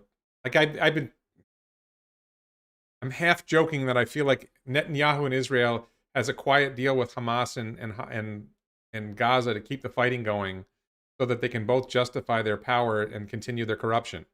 And I think the same thing happens in the United States. The United States, oh, China's the enemy. Oh, Russia's the enemy. Oh, Iran's the enemy. Oh, North Korea's the enemy. No, the enemy is Washington, D.C. The politicians are the enemy. The people can all get along if you give us a chance. If we stopped letting our governments propagandize us into thinking those people are the enemy, if we stopped listening to the propaganda from our governments and our media, then we would all get together and we would all have a great time. When I went to Japan, Japan was this evil, they were taking our jobs or whatever, but I went to Japan, you know what? Japanese people are great people. It's a really nice place to be. I traveled to Europe, great people. I know people who are Arabs, great people. I know people who are Israelis. Okay, Israelis, I'm Jewish. We tend to not always like Israelis so much, but my neighbors are Israelis and they're great. Once you get within a community, right, you're Jewish, you're like, well, I don't like those Jews. I like these Jews. If you're Christian, you're like, well, Unitarians are okay, but the Southern Baptists, they're like kind of a mess. You can have that kind of stuff. But when we start like pointing fingers and like, oh, the Muslims are this, or the Christians are that, or the Jews are that, or the Sikhs, the the Buddhists, whatever, it's too much. We're all people. We all want to eat good food. We all want to get a good night's sleep. We all want to spend time with our families, depending on our families. Sometimes we don't want to spend time with our families. We all want to meet that one person or 2 or 3 people that we can spend time with. We all want to hang out with our friends. A lot of us want to drink. Some of us want to smoke. I don't smoke, but some people want to smoke. We want to enjoy life. We want to go see a great movie. We're all the same people. We all have the same DNA. The differences between your people and my people are like trivial compared to the differences within people. Michael says, I missed your point, Warren, on why Czechoslovakia, the Czech Republic or Slovakia could be a good candidate for another factory in the EU. From my biased point of view, both countries have great history making cars. I think they're relatively low-cost labor. I think they have great education systems, great engineers, great location to reach a lot of population. I think Giga Berlin is probably, I mean, Prague. I mean, I don't know enough about Slovakia. I know Prague is supposed to be a great city. I mean, you do have the problem that Thunderfoot lives in the Czech Republic, and that's a real negative. But overall, my impression, Czech Republic and Slovakia would be both be good places for a factory. But if you're already in Berlin, it only makes sense to go somewhere else if Berlin has given you a reason not to stay, not to build another factory there. Beacon asks, any update on the oil rig platforms that SpaceX purchased last year? It appears they're making progress because they filed something with the FCC for an orbital launch, which appears would launch from one of the oil platforms.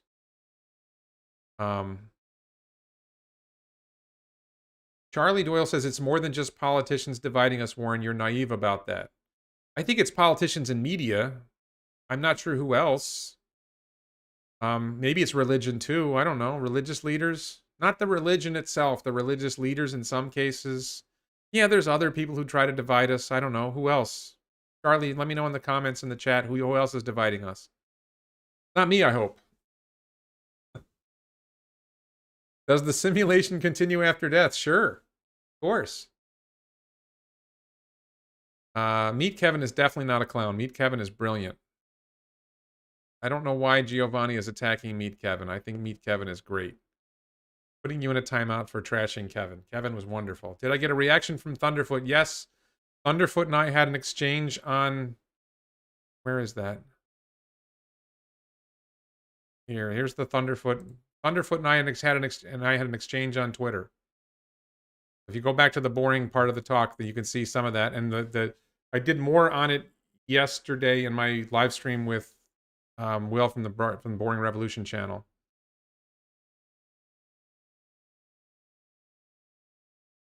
Never discharged your traffic ticket, Thunderfart. Funny. Rich people are trying to divide us too. Interesting. Rich people are trying to divide us. Well, most people think I'm rich. I'm not poor. I don't see myself as rich, but I definitely don't see myself as poor, and I'm probably better off than the average middle class person, so I'm probably rich. I think there are rich people who try to divide us, but I don't see that so much. I don't think Elon is trying to divide us. I don't think Jeff Bezos is trying to divide us. I don't think Zuckerberg's trying to divide us. I don't know. Elon just tweeted, Ocean Spaceport Deimos is under construction for launch next year. Really cool. I'll see that later. According to the U.S. Census Bureau, Pakistan is 5th most populous. Where's Brazil? I thought Brazil had 300 million. Maybe Brazil has less than I thought. Maybe Brazil only has 130 million people. Okay.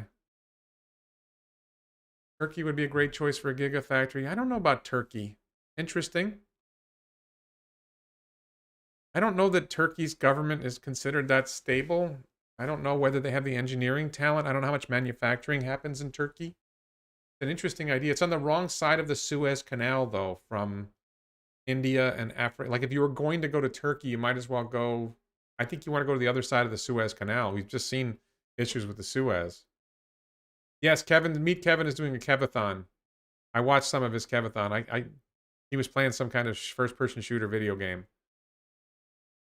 Brazil is 211 million. Okay, thank you. All right. So we're over 3 hours. I don't think I've seen Elon for Prince of Mars. He's the Elon of Mars. Come on.